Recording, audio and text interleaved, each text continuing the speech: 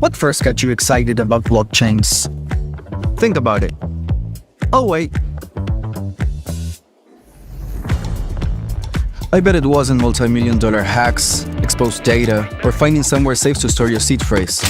Was it? Maybe it was the idea of decentralizing a broken financial system. Maybe it was imagining a world where people own their own data and get to sharing the value it creates. Or maybe it was the promise of a fundamentally better way of connecting, communicating, and transacting. The next phase of the internet that empowers us instead of exploiting us. So why hasn't that happened yet? Why are we still living with the same broken system that blockchains promise to fix? It's because blockchains can't keep a secret. Enabling open, transparent systems was only the first half of the challenge. For blockchains to really change the world, they also have to be able to protect our sensitive data when it matters. And that's why we built Midnight, to bring down the final barrier to mass adoption and unlock the full potential of the decentralized web.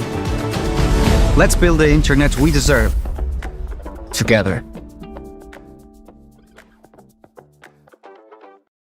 Ladies and gentlemen, we all know this in crypto. Ownership matters. That's why Cake Wallet. Cake Wallet gives you full control of your digital assets, all in one easy-to-use application. You can store Bitcoin, Litecoin, Zcash, Monero, and many more with just one secure backup. Swap between coins in seconds. No copying addresses, no complicated steps, and even includes Bitcoin Lightning for faster payments. And with Cake Wallet built in, you can use crypto in real life through debit cards or gift cards. Simple, secure, self-custody.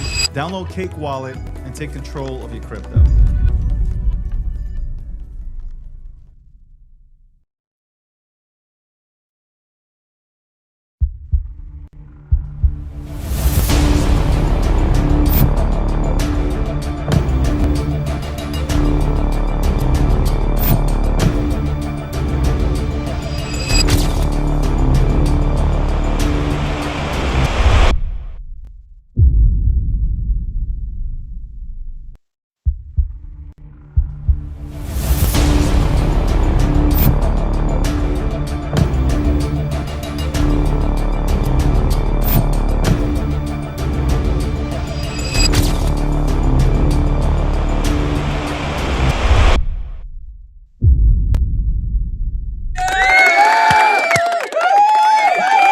Good afternoon.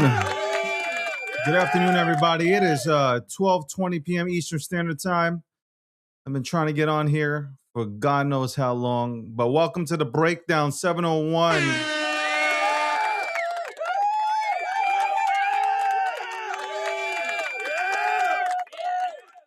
You see that, right? You see that. See that? I'm getting my own for my own. This is the G Media. This is the G Media mic box. Okay, I'm getting the DG mic box coming soon. Okay, but I like it. I like it. We're professionals. We're professionals out here. The show is sponsored by Midnight, and speaking of Midnight, we will have Charles on here. That's right. We'll have Charles on here. He's doing this whole, I'm gonna get him for he is doing this whole media tour, man. I am seeing him on every single podcast.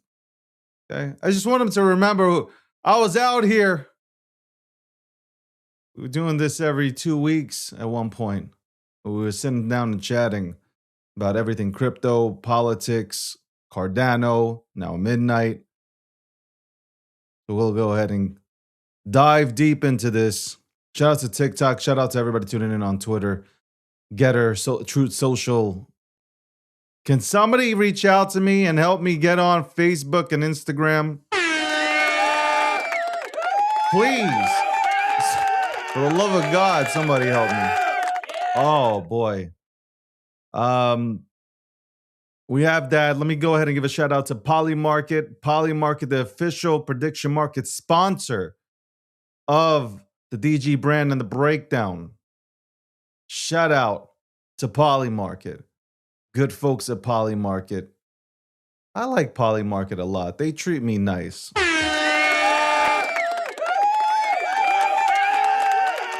They are respectful of my gangsterness. Shout out to Cake Wallet, man. Cake Wallet did it big in Bitcoin at the Bitcoin conference. They did it big at the Bitcoin conference. No doubt about it, man. No doubt about it. No doubt about it. Shout out to I gotta ask. I gotta get Vic on. Well, it'll be next month, right? What is it? May 1st tomorrow. May 1st tomorrow. Holy crap, man! It's flying by. Man, it is flying by. People's Reserve. CJ also was who spoke out at the Bitcoin conference. People's Reserve. Use your Bitcoin as collateral to get a home. That's right. That is right. Man, I got some great sponsors. I really do. I got some great sponsors. Puppet won't be joining us today. Landy will not be joining us today. For anybody who is waiting here for Landy, he will not be joining us today. He is currently. I was going to crack a joke. But it's not going to be that funny. But Puppet won't be here. Okay. So that means that I will have the ability to be on the microphone today. That's right. I will have the ability to talk. I'm scared of, every time Landy comes on here, I'm actually a little bit scared to go ahead and have a conversation or talk just because, like, I feel like he's going to hit me with a belt or some shit. I don't know. Just feels that way. Sometimes I want to go ahead and interrupt him and it feels a little bit scary. It does feel a little bit fucking scary. Yeah, the puppet's not going to be with us, man. Shout out to Finance Freeman. What's going on? Landy's here. A lot of people are tuning in today. It's nice to see. We, like I said, I'm getting back to bringing on guests onto the show. Obviously, I needed some time to go ahead and be on this show by myself, okay? Because I wanted to just speak. I understand when you host a show and you bring 2 or 3 people on every single day, you don't really get to speak. I ask a question, I sit back. I enjoy it. Don't get me wrong. I enjoy sitting back and asking a question and listening to somebody answer it and give their thoughts on certain subjects. I enjoy that. Do not get me wrong. And I know that you guys enjoy it too. You want me to bring on the Brad Galling houses and all. That's coming. That is coming. But sometimes a motherfucker just wants to come on here and talk and vent. Okay? I just want to talk and vent. That's all I want to do. Sometimes just talk and vent. And one topic I want to touch on is we will never have a run like we did in 2021. We won't ever have that again. And I know you guys are probably like, what the fuck? Why is he starting off this way? Especially after saying a quote like this, which was this yesterday. If you missed the show, if you didn't tune in, I went ahead and gave y'all a quote which said, if you can overthink the worst, why can't you overthink the best? Now, again, this is not me fudding or trying to put down the industry that I love, the industry that I've been a part of for a decade plus now. This is not me fudding. This is me just stating the obvious truth. We will never have a run in crypto like we had in 2021, where everything is sending, where everybody is singing Kumbaya with each other by a goddamn fireplace.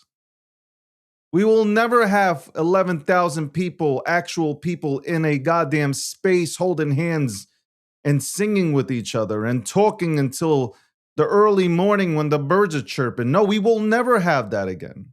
We will never have that. We will never have that again. And even worse, which has cemented this thought for me personally, is that today a person who went into Shiba Inu and bought about 17% of the supply when Shiba Inu first came out has sold some of his Shiba Inu, he or she. And it had me thinking, I'm like, oh my God, Shiba Inu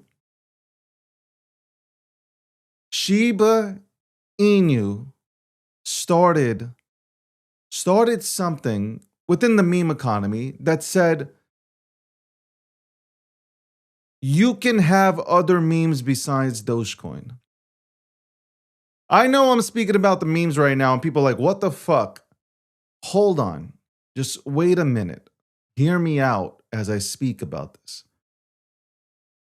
Shiba Inu Sheep proved that there can be other players besides Dogecoin, respectfully. And I remember the war between Dogecoin and Sheep.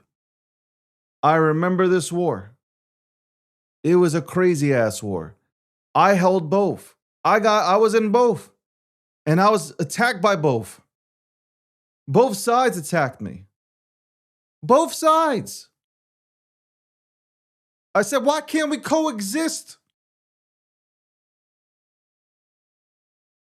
But we will never have a run like we had in 2021, where you actually had to have real developers develop contracts, create contracts, where it would cost you $50,000 to $150,000 to have developers create the contract, go through security audits, like a CERTIC. You would need to at least invest $250,000 just to get off the ground. And I know a lot of people that are tuning in right now, they're like, man, David, why are you talking about the memes? Well, I'm talking about the memes because the memes brought people into the market. I believe that. I'm not saying everybody. I'm just saying the memes had the memes did have an absolute, for us, it had a benefit here for the industry. It did onboard a lot of new people into the space. That's it. You can agree to disagree with me all you want, but it's true.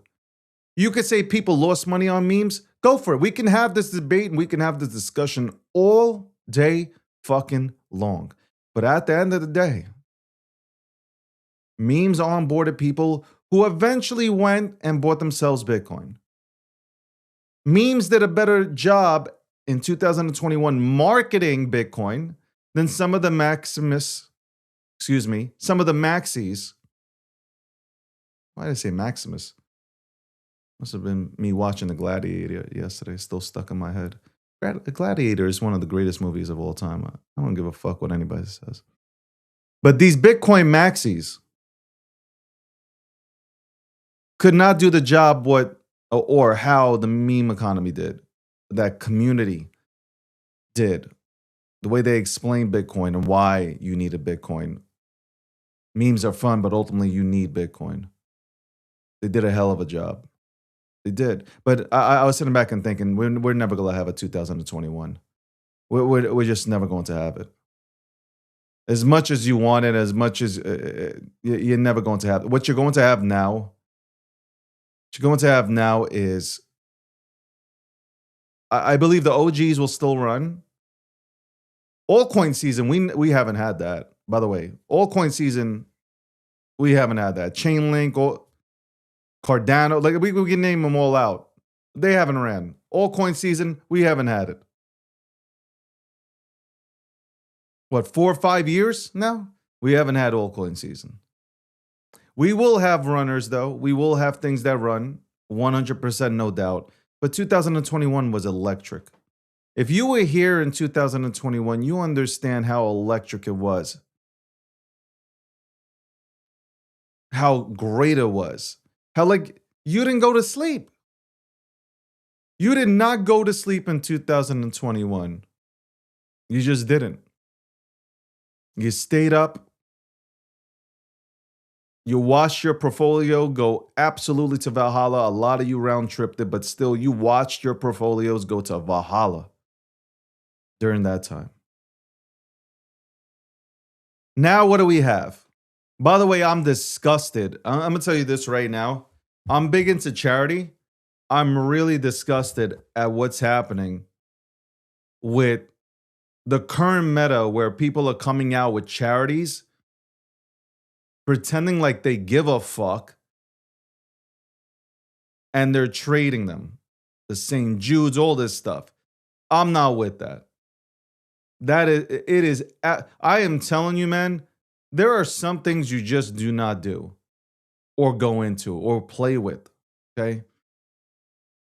I can tell a lot of you guys really, really do not give a goddamn about God. Like, you guys absolutely have no fear of God. Because I cannot see how you guys can be trading these charity tokens that are absolutely, there is no intention. There is no good intention behind any of these things. Zero. Really disappointing. You know what? Let me say this.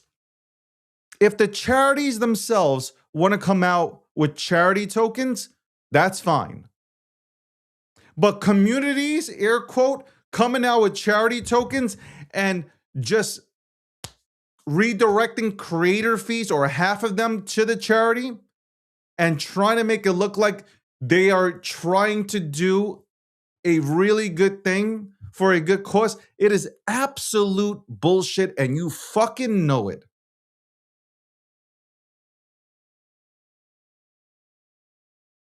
It is so. By the way, some of you guys might not know this, but Pum.Fun came out with this shit yesterday. They went ahead and did this whole charity thing. And like, we know the degens in this space. There's no good intentions. It's all about how much money can I make on these charity tokens. It's crazy. It's absolutely fucking crazy to have this, to try to even sell me on like there is actual good intentions. I'm telling you right now, a lot of you guys do not believe in God. The same way that I did not put a cent into Asteroid. I think it was Asteroid. Young girl dies of cancer. What was she, 12, 14 years old? A young girl dies of cancer, and like the space wants to go ahead and put it out there and claim it as this is for a good cause. Stop it.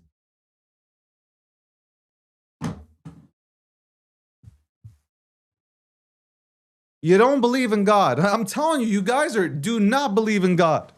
I will not. You could tell me I can go into this and make $1 billion. I would never touch it. It's the same way Jesus token, Moses token, all these. I will not touch any of these tokens. I am not messing around with God or the prophets. I'm telling you right now, y'all can do this shit. Okay? If money's that important to you and you're ready to sell your soul, you go for that. You do your thing. That is crazy though. That is, I saw that stuff and I was like, holy shit, that is wild.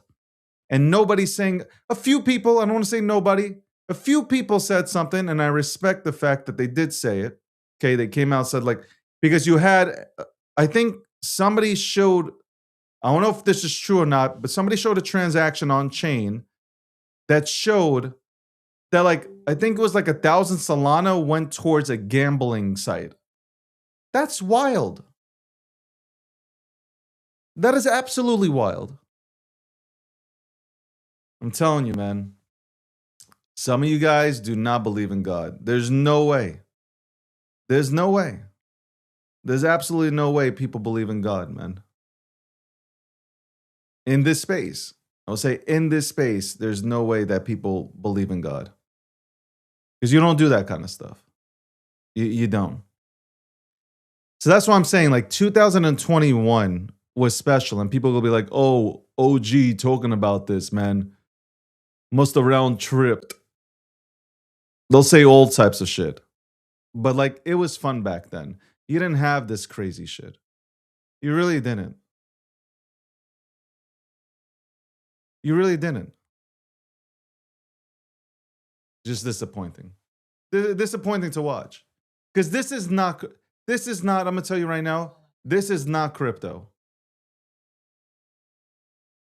And of course, my goddamn monitors go out. as I'm giving one of the most epic speeches, and TikTok goes ahead and says some comments in this live will be fucking filtered. I'm sure somebody's reporting this for some reason. I don't fucking know. As usual. Hold on. 1 second. Hold on. Let me get myself back up here. It's crazy, man. It is absolute craziness. It's crazy, man. It's sad. Like I'm sitting back here and thinking, like, and even though we will not have a 2021, I don't know how many people were around here in 2021, but like I'm holding back from saying what I really want to say. Like I really am holding back from saying what I really want to say. This is such, crypto is such a great space. Crypto is we have some phenomenal assets too. It's a great space. We have phenomenal assets. We've really destroyed ourselves. I got to say, at the end of the day, the reason why we won't have another 2020, I probably said 2021 like 30 times. The reason we won't have that kind of run is because we destroyed ourselves. That's the truth. We went and destroyed ourselves. Nobody else. I won't even, honestly, at the end of the day, I won't even put the blame so much on Gary. And I can't believe it, I'm saying this. I can't believe I'm saying this. We are our own worst enemies. Instead of building stuff out, or instead of appreciating the innovators that are building stuff out here for us, that are trying to level up the crypto industry, we bash them. We alienate them. We make them go silent. We've had OGs retire because they don't want to deal with crypto no more or the people within it. Like that is the truth. I'm sitting back here and thinking out loud. I have no script. You guys know this is straight off the fucking dome. There is no script.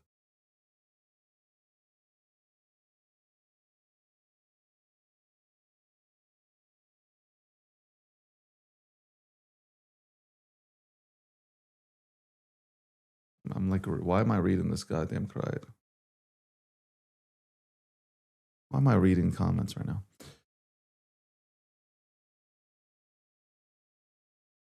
Yeah, you know what? Like I'm thinking out loud, and I'm like, it is disappointing.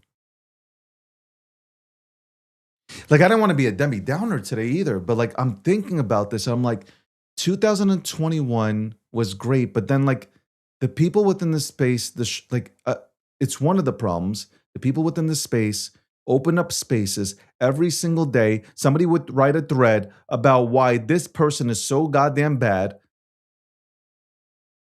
People would attack protocols that were only that only came out 72 hours ago, and they would start ripping them apart because God forbid if in 3 days somebody doesn't go ahead and double their money or make 1,000x, then the project sucks and the people building it suck also. So let's go ahead and open up a space and rip them apart. Like think about what we did.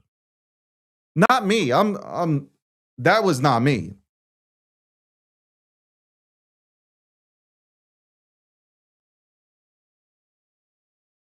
Now you have this.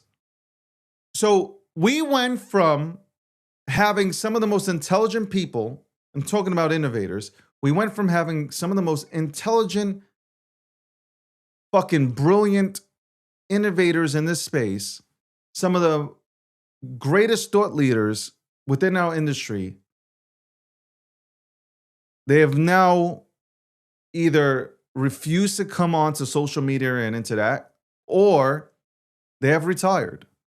And they don't want nothing to do with this place. They'll trade, but they don't want to interact. They're done. They're done. Absolutely done.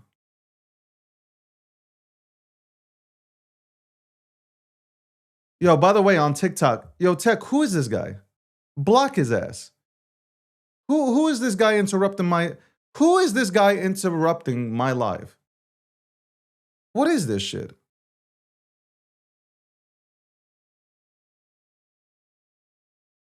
What is this? Send them out. Get the fuck out of here. Go for it. Mute for 24 hours. Put him in the penalty box. Even Charles, take Charles for an example, right? Charles co-founds Ethereum, creates Cardano, brings you Midnight.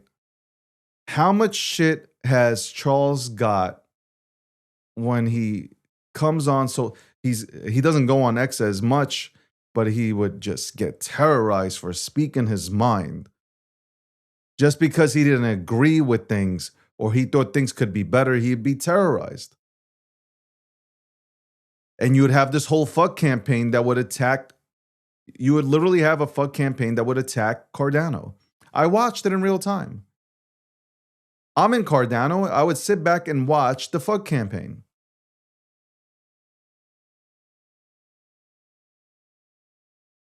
And it would be people within this space, not outside of it. That is the biggest fucking problem. I want you to understand this. It's not the people outside the space that were attacking the products here. It was the people within the space attacking it. The people within this space attacking our space. And then you're wondering why. Why aren't we running like we did in 2021? Because of you. The answer is very simple. It's because of you. Look in the fucking mirror. It is because of you. You wanted the likes and retweets. You wanted the engagement. Well, you got it. You got it. Don't blame anybody else. I know you guys like to blame everybody else except yourselves. No, you look in that mirror and you point at yourself and you go, I am the reason. I am part of the reason why people are no longer coming onto X, the town hall, to go ahead and talk about crypto. Have you seen Nikita's post from today? Or I think it might have been yesterday or today, where the most ignored topic or category is crypto. Crypto is the number one ignored or silenced tab on Twitter. What does that say? The number one snoozed tab on one of the largest social media platforms is crypto. Why is that? Why is that?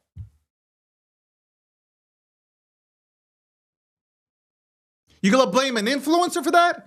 No, blame yourselves. The toxic motherfuckers that come on here every single day. Congratulations. Give yourselves a round of applause. Can you imagine? Can you imagine the most toxic?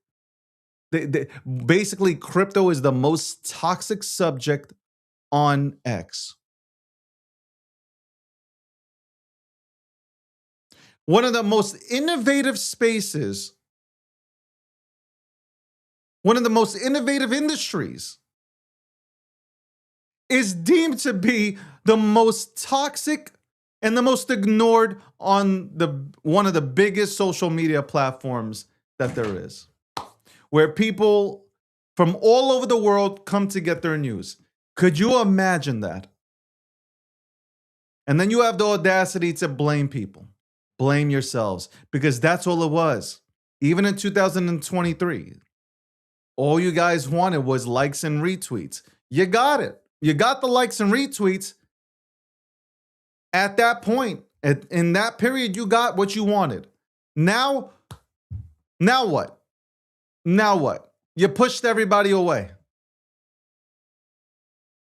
All the real builders that were building, there are a few left. Don't get me wrong. There are a few determined motherfuckers that are actually building because they're not building for Web3. They're building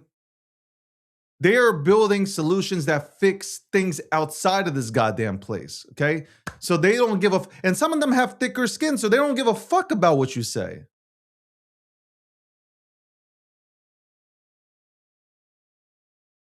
But I blame the industry itself. The industry itself did this. Not Gary. Gary was icing on the cake. Now, when you sit back and you think about it, Gary was icing on the cake.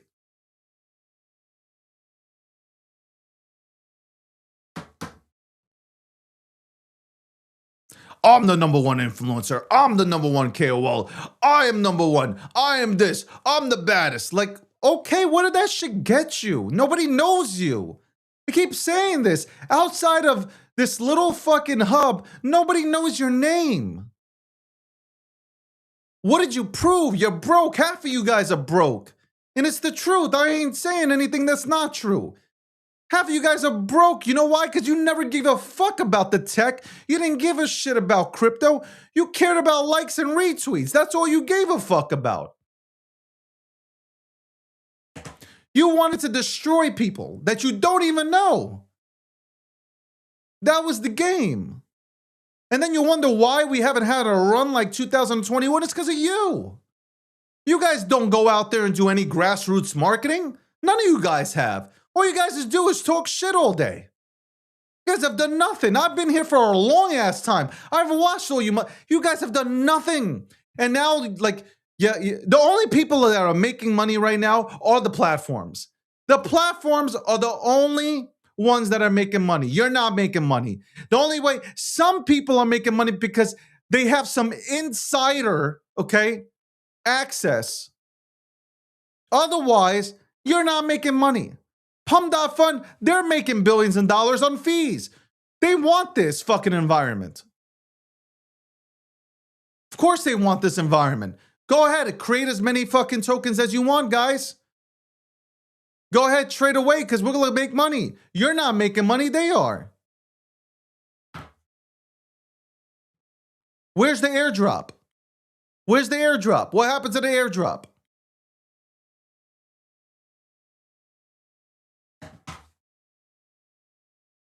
You know, I'm not defending KOLs. I don't know why people even call KOLs in this space. I have no idea where key opinion leader on what? What are we fucking talking about? What are we talking about? Key opinion leader. Are you fucking serious? We don't even know who the fuck these people are. These people are hiding behind fucking PFPs. Key opinion leader on who? On what? What are we talking about? Are we serious here? Are we fucking serious? You think multi-billion-dollar fucking investors are taking somebody who's on stage with a mask on seriously? Are we fucking kidding ourselves?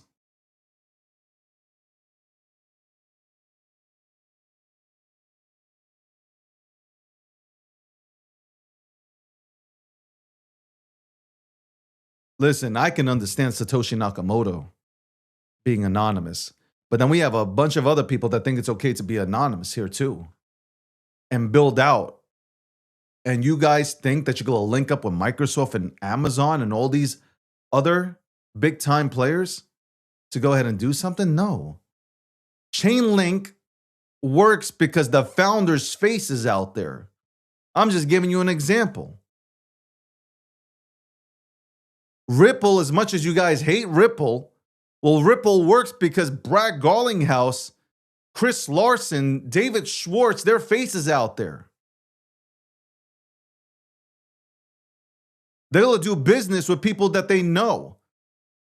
They're not going to invest into people that are fucking cartoon characters. Are you kidding me?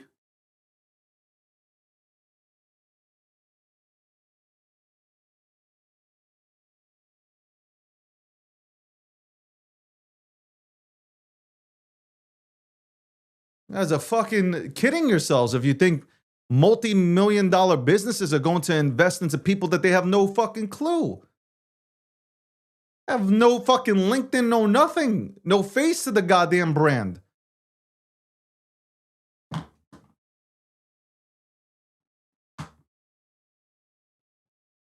And all these people do is sit on social media and they critique people that are trying to build within our industry. So why do you think I keep, like, I'm going right back to it. 2021. I'm not talking about Bitcoin. Ladies and gentlemen, by the way, this has nothing to do with Bitcoin. Bitcoin's going to run regardless. Bitcoin is way past your FUD. Way past your FUD. Bitcoin don't give a fuck what you got to say about it. It don't. Bitcoin's going to do Bitcoin things. Nation states are going to, if they're not already, going to acquire Bitcoin. Okay? And they're not going to stop.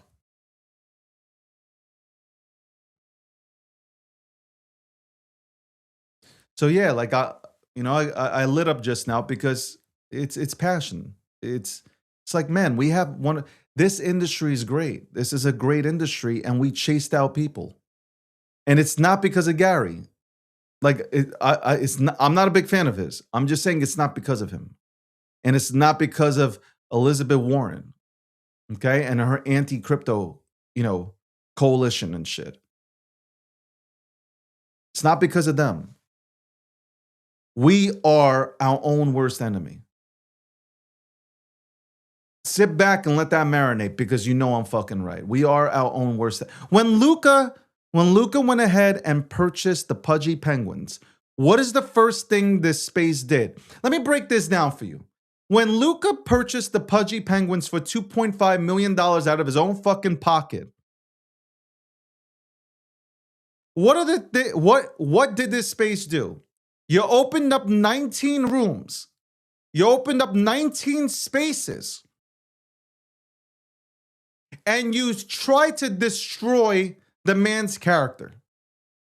I watched it in 4K. You came on here and you tried to destroy Luca. That's it. You really went after him.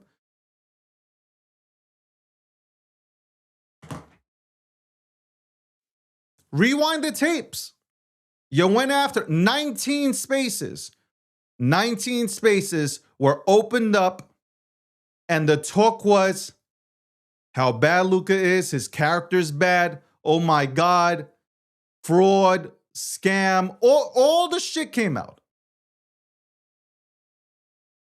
None of the shit was true.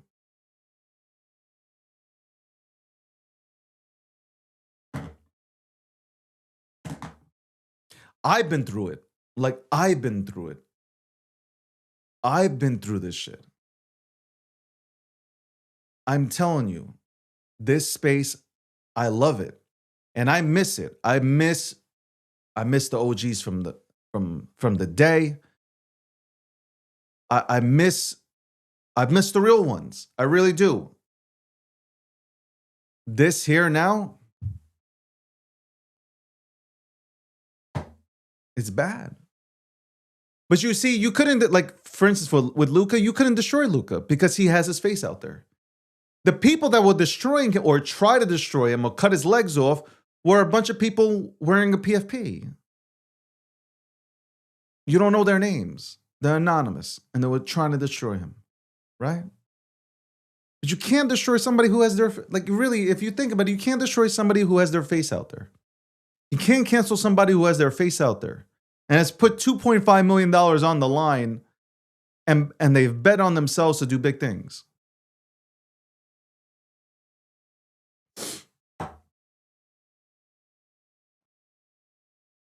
KOLs, influencers. What are you influencing? What are you influencing? And this whole KOL thing, what opinion do you have that I should be listening into? What opinion do you have? I'd love to hear your opinions on this space.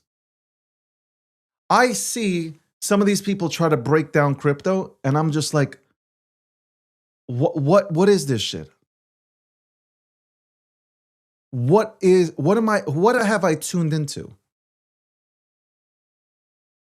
Now, Tech says that the OGs shall come back, and I don't believe so. I've spoken to some of the OG motherfuckers that have been here longer than me. I could say I've been here 12, 13 years. They've been here forever. They've been here forever. And they don't want to come back. It's not because like they're good. It's just that they don't want the toxic. I just proved it to you. Nikita, the head of product development at X, came out with a tweet and stated, listen, within the last 24 hours, he came out with a tweet stating that the number one silenced topic on this platform is crypto.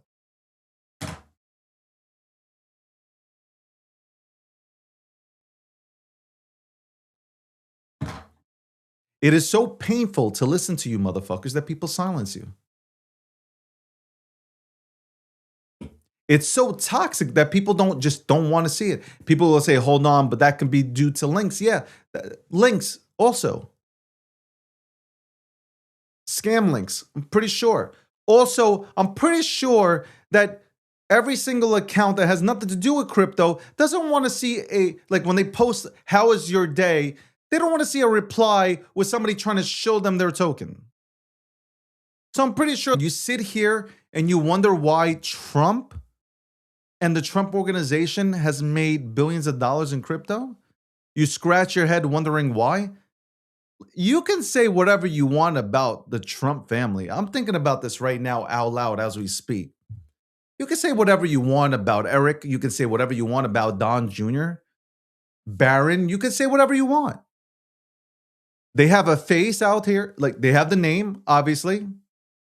Their faces are out here and people want to do business with them. They don't want to do business with you. You might have a better product. You might have a product that is better than World Liberty Finance. But guess what? You're not doxxed.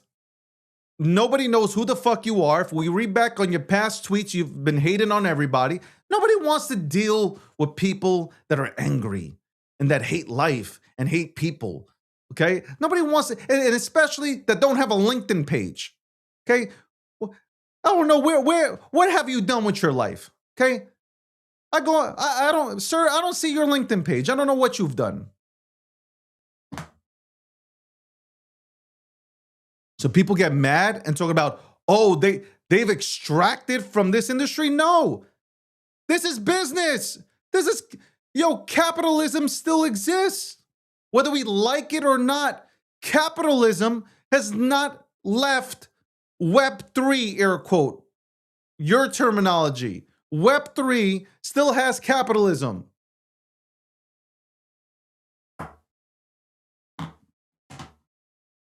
It's decentralized. Yes, a decentralized industry for the most part with capitalism. And then somebody's going to shoot back. Well, World Liberty Finance, they're centralized. It's business now.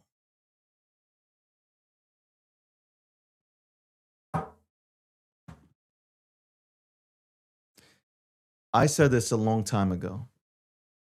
I said this about mainstream media, and I said this about the people that are eventually going to come into the space who are now in the space. They don't know as much about crypto as, like, I'm going to say for myself. They don't know about crypto as much as I do. I can run circles around them in a conversation. What they can do, though, is get in front of mainstream media, and they can sell it and package it better than you. And people who know these people, who've seen these people every single day on TV, would rather go with them versus you, no matter if you have more experience than them. That's bottom line. And that's why you're mad. But when you build your platform on hating people and trying to take their legs out, that's what you get. This is exactly what you get. You didn't build a platform or a brand that's visible to the people in the centralized world. No, you build a platform to take people out, to cut their legs off, and to shit on projects that were attempting to do something. You know, I respect any motherfucker, win, lose, or draw, that went in and attempted to build something. Failed or not, I respect people that put everything on the line to go ahead and try to do something in an industry where you are first to market and you're still first to market.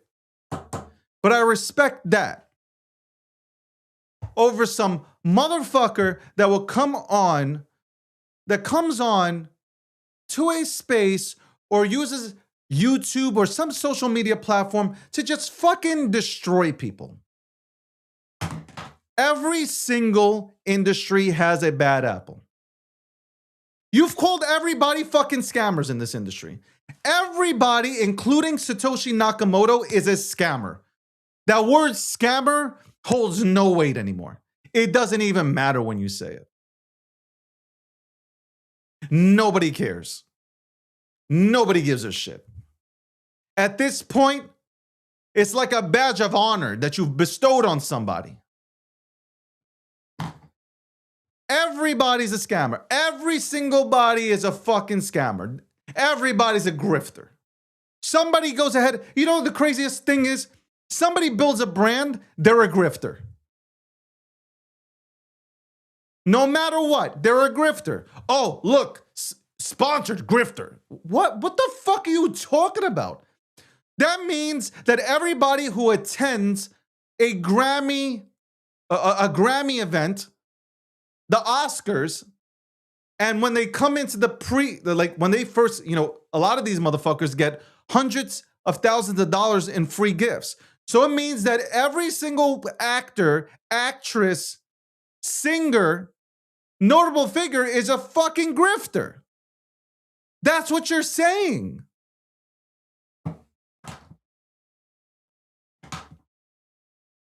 That is literally the definition. That is literally the definition.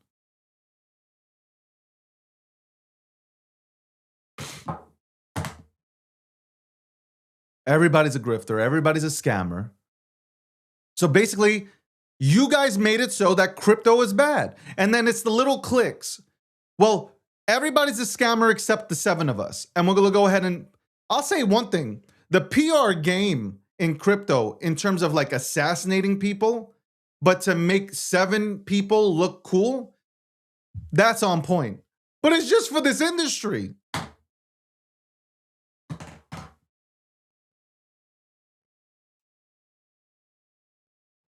I swear, man.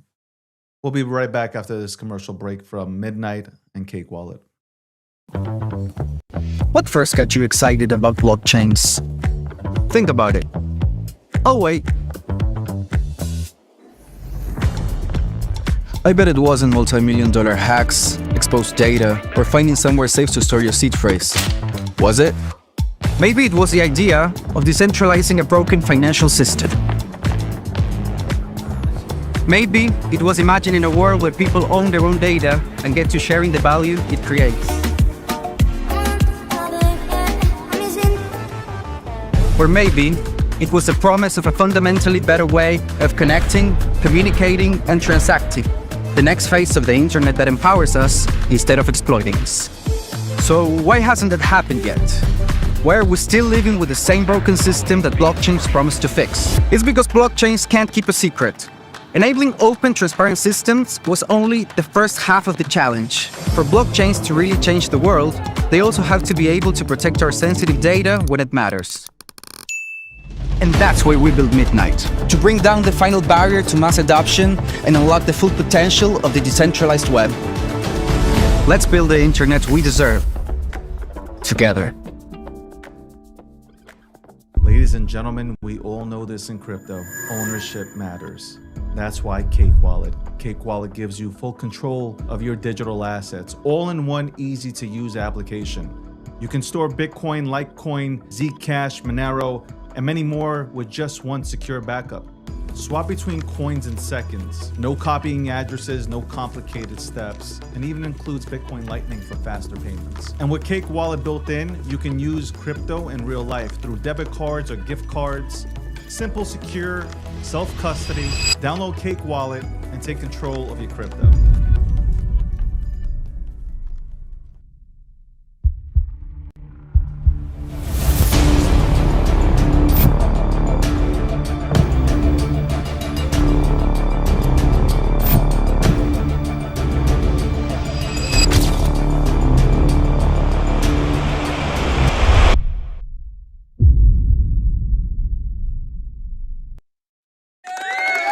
Welcome back to the show. By the way, if you'd like to, people have been asking me about this. If you'd like to come on to the show, and you can bring some sort of substance to the show, you can go to davidgockstein.com. Also, partnerships, davidgockstein.com. Contact me at davidgockstein.com. So there you go, davidgockstein.com.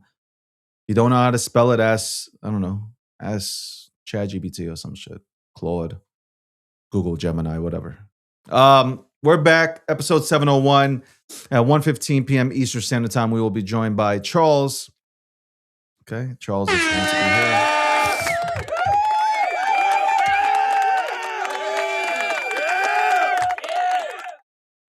I've been, I should bring on tech. I'm gonna bring on tech one day to talk about AI and man, I was lit.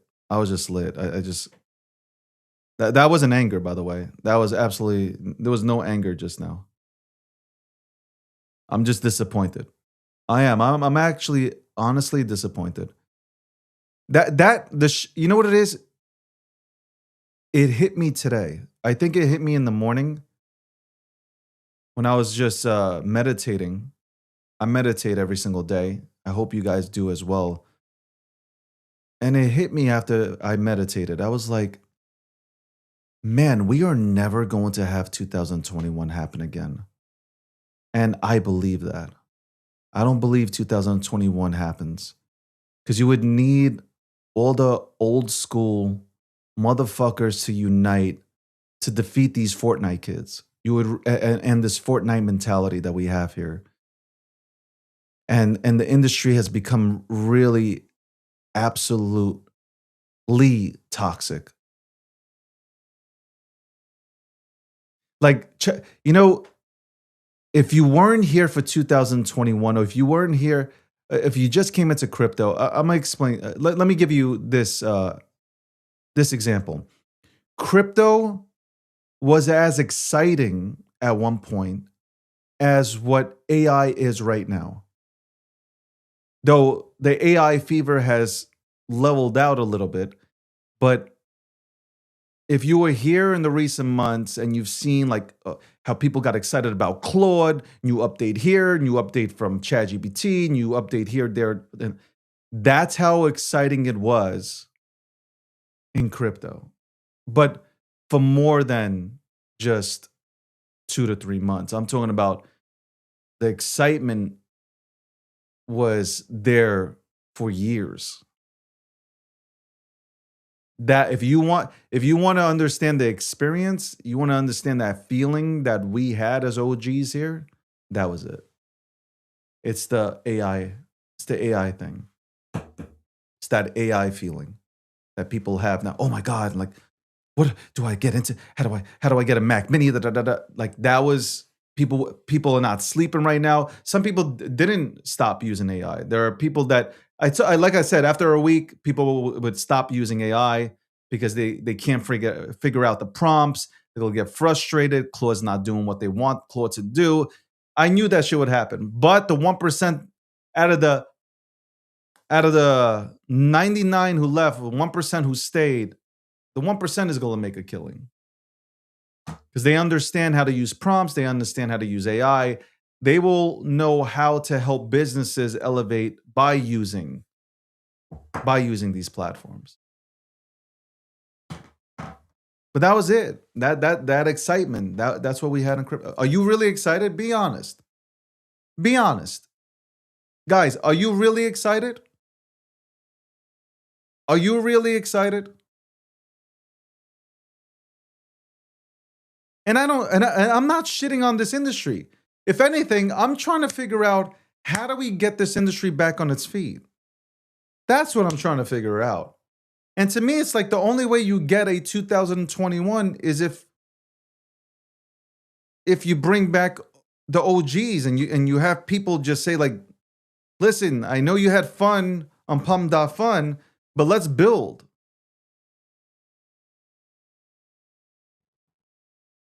That's what I'm thinking about. Listen, TikTok is doing great with, I think TikTok is doing great with crypto. I think YouTube is still there for crypto in terms of education and breaking down things. But like, really, the real ones are still breaking down, in which they should, are just really breaking down the older assets, the older products that we have here, which we should be doing. Because these people and these teams are putting in the work. Like, for instance, I don't think people think that Chainlink is going to make a comeback, or Cardano's not going to make a comeback. I can give you a whole list, Near Protocol, all these. I think a lot of people think Aave is not going to come back. I believe they will. I think they will have their time. They will. But that's what we have happening here. And I need to let that out. It's really not, honestly, you can mix in some of these KOLs into the mix. I can't believe I'm even saying KOL. I'm saying KOL, and it's just like, I want to vomit. Like, KOL. Who came up with KOL for our industry? I like to speak to them. I like to speak to your manager. Who came up with KOL? Key opinion leader. Key opinion leader. Yo, you know what? When these conferences invite me and they ask me, or they want to address me as a KOL, I say, please don't. Please don't address me as a KOL or influencer. That's not what I am. That's not what my ambitions was never to go ahead and become a KOL or an influencer. I feel like I am a brand. I can talk about crypto because I know crypto and I know how the chains work. If anything, label me an educator, not a KOL. KOL. The KOLs don't even know what the fuck that means.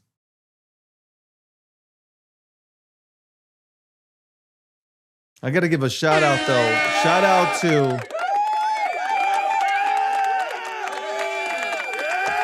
Shout out to those who remain here, like me,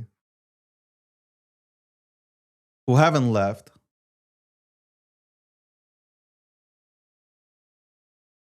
Oh my God, Landy had to DM me. He says he wants to take victory laps. I don't know what he wants to take victory laps on though. And I think that, oh, hold on. I know what he wants to take victory laps on. He's going to say that he told me so, that there's never going to be another run. That's why. That's why. 100%.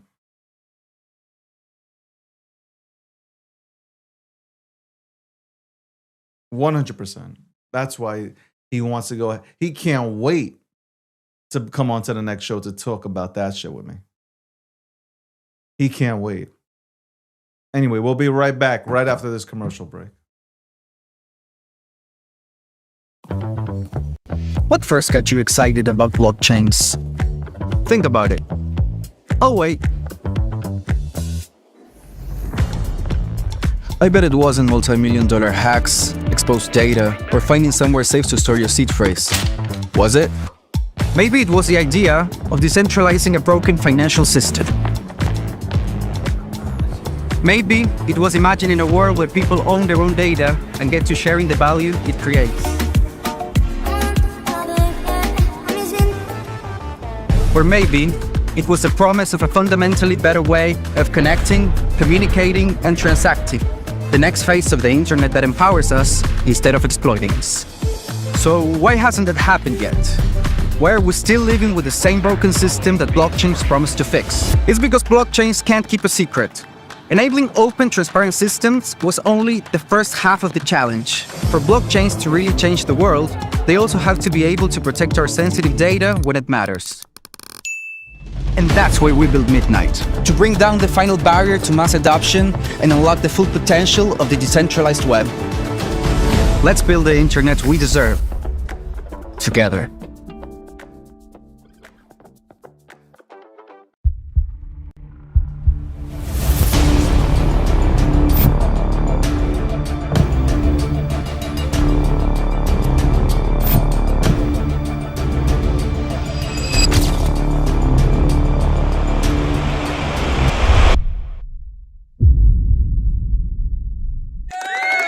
Welcome back to the show, the Breakdown 701. And without further ado, we got a legend in the back, in the green room. We didn't give him no M&Ms or water. You guys know how cheap our staff is. It's horrible. But obviously, the title sponsored Midnight and the creator of Midnight. Here he is. Charles, what's going on? Hey. How you doing, man? It's good to see you, Dave. It's good to see you, man. It's been a while. It's been a while. I've been watching you make the round. You know what? I am so happy to watch you make the rounds on all these podcasts. It is absolutely dope as shit to see you do that. Well, I did Paul Barron. He was always shitting all over us, and I said, "All right, Paul, let's do a podcast." And actually, it was very respectful. The one I got to do, and that's going to be a little edgy, is Bankless. Those guys have shit all over us for like 5 years, 6 years. So, we'll get it scheduled. We'll do it. It's gonna be like Jerry Springer. It'll be great. You should tell them you might think about CTOing Ethereum to help them out. That'll get them. All right. So Midnight is. I gotta say, Midnight is, and I'm not just saying that because it's the title sponsor, or whatever. I'm saying it full. 100% honest there. It's all over the place, and I'm seeing you everywhere. What is the biggest question that people serve you when it comes to Midnight? Well, they're trying to place it. It's like we were just in a meeting right before this interview, and we're like, the Monero community is trying to decide, do they like us or hate us? Everyone's like, what do we do with this? Like, a lot of people hate Charles. Some people love me. So Midnight, they're trying to place it. They're like, is it a privacy coin? Is it like a cross-chain thing? Is it like a simplicity thing? And the reality is it's all of the above. We do chain abstraction and account abstraction. We do smart compliance, and we do like a roll-up of privacy. But even amongst privacy, there's like a lot of stuff there. There's multi-party computation. There's zero knowledge proofs. There's transaction level privacy, smart contract privacy. There's network. I feel like Bubba in fucking Forrest Gump. Like tail, like network anonymization, multi-part computation. That's all I know about that. So they're trying to figure out like how those pieces fit together, and then for whom do I have to migrate to it? And they say, no, it's a cross-chain solution, so you can pay in your own currencies. And they're like, well, what does that mean? Well, then you get dual tokenomics. I think the big issue is because we do so much, it's sometimes hard to make it concise and precise. So for my side, what I've been trying to do is have workshops every week. In fact, I think I have one today with the Midnight Ambassadors, the Night Force, where I do a 2-hour whiteboard, and I just talk about Midnight. And then we record them. And then what I do is I use AI to help summarize. So we have this progressive summarization we're getting week by week. And then eventually we're going to get down to this beautiful pitch for the whole thing. But really, it's missing pieces to make crypto great. We have this issue where everybody has the same set of problems, and they stem to simplicity, safety, and rules. No matter who you are, you have some problems. Like, first, it's too complicated. What does that mean? You're going to fuck it up. I don't care who you are, you're going to fuck it up at some point.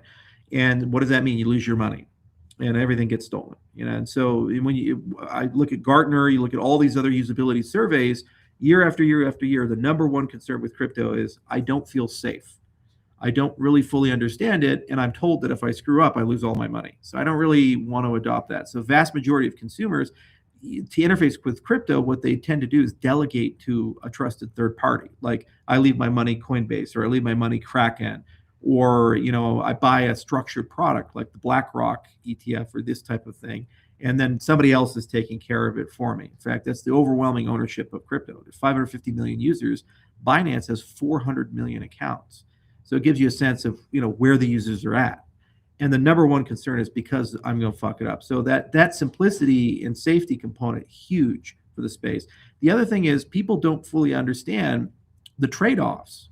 So when you use an application, what are the regulatory risks? What are the privacy risks? What are the long-standing risks? They don't really understand those things. There's no coherent framework to navigate all of that. So while this DeFi is here and these people are making money, they're like, I don't know if that's a good idea or not. And so adding the ability to navigate all of that and basically be able to set some rules about how you want to navigate these things, that's the other side of the puzzle.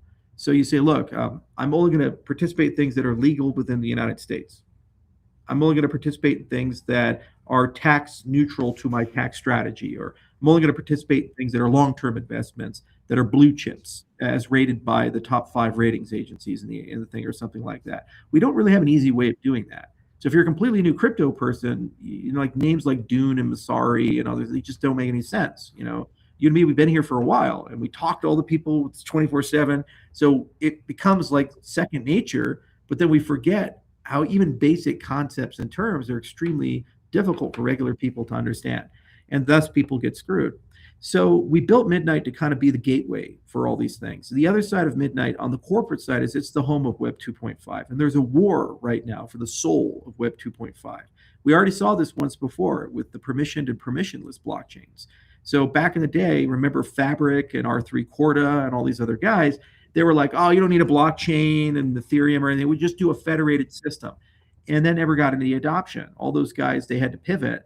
And then all of a sudden Ethereum won and all these other guys won and said, no, open permissionless infrastructure. Well, now they're doing it again with Web 2.5. So Web 2.5 is like you have a Web 2 business. So you have a CEO, you have board directors, you have stock, you're regulated. But then you have a Web 3 thing. You have like a token or an app or something like that. So you put them together. So you have kind of like a hybrid model. So Binance is a good example of that. You have Binance the exchange and Binance Smart Chain. Or you have Tether the company, Tether the asset. You have Circle the company, USDC. So all the Web 2.5 guys, they're starting to build their own chains. So Binance already did that. Coinbase did this with Base. Circle is doing it with Arc. And there's now like a war, like should we build a federated system to hold them? And that's what Canton is trying to do. Or should we build an open system like Ethereum is open for smart contracts for the Web 2.5? And that's what Midnight is effectively trying to do. And our bet is that the open standard will win. Why people care is this is where all the fucking cheddar's at. When you look at the valuations, revenue, and all these other things, it's not small, man. Tether makes as much money as Goldman Sachs. They got like 200 people. It's one of the most profitable by employee companies in human history. Binance sees he's richer than Bill Gates.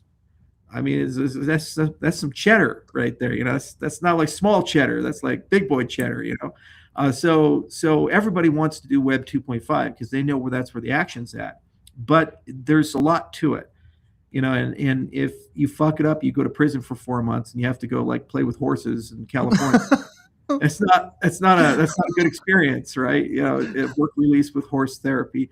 It may be a vacation for some, but these guys are hard-nosed entrepreneurs. They want to keep working. They want to keep pushing. So you got to have a system where the system works with you. So that's the other side of Midnight, is figuring out on the smart compliance side, how can you do regulated products?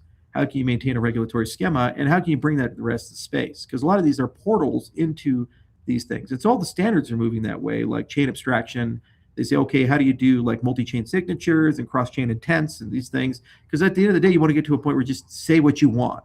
And somebody, probably an AI, figures out how to do that. So he's like, hey, I want to buy $100 worth of Pepe, or I want to buy $250 worth of Hosky or Snack or Nike. Remember Nike?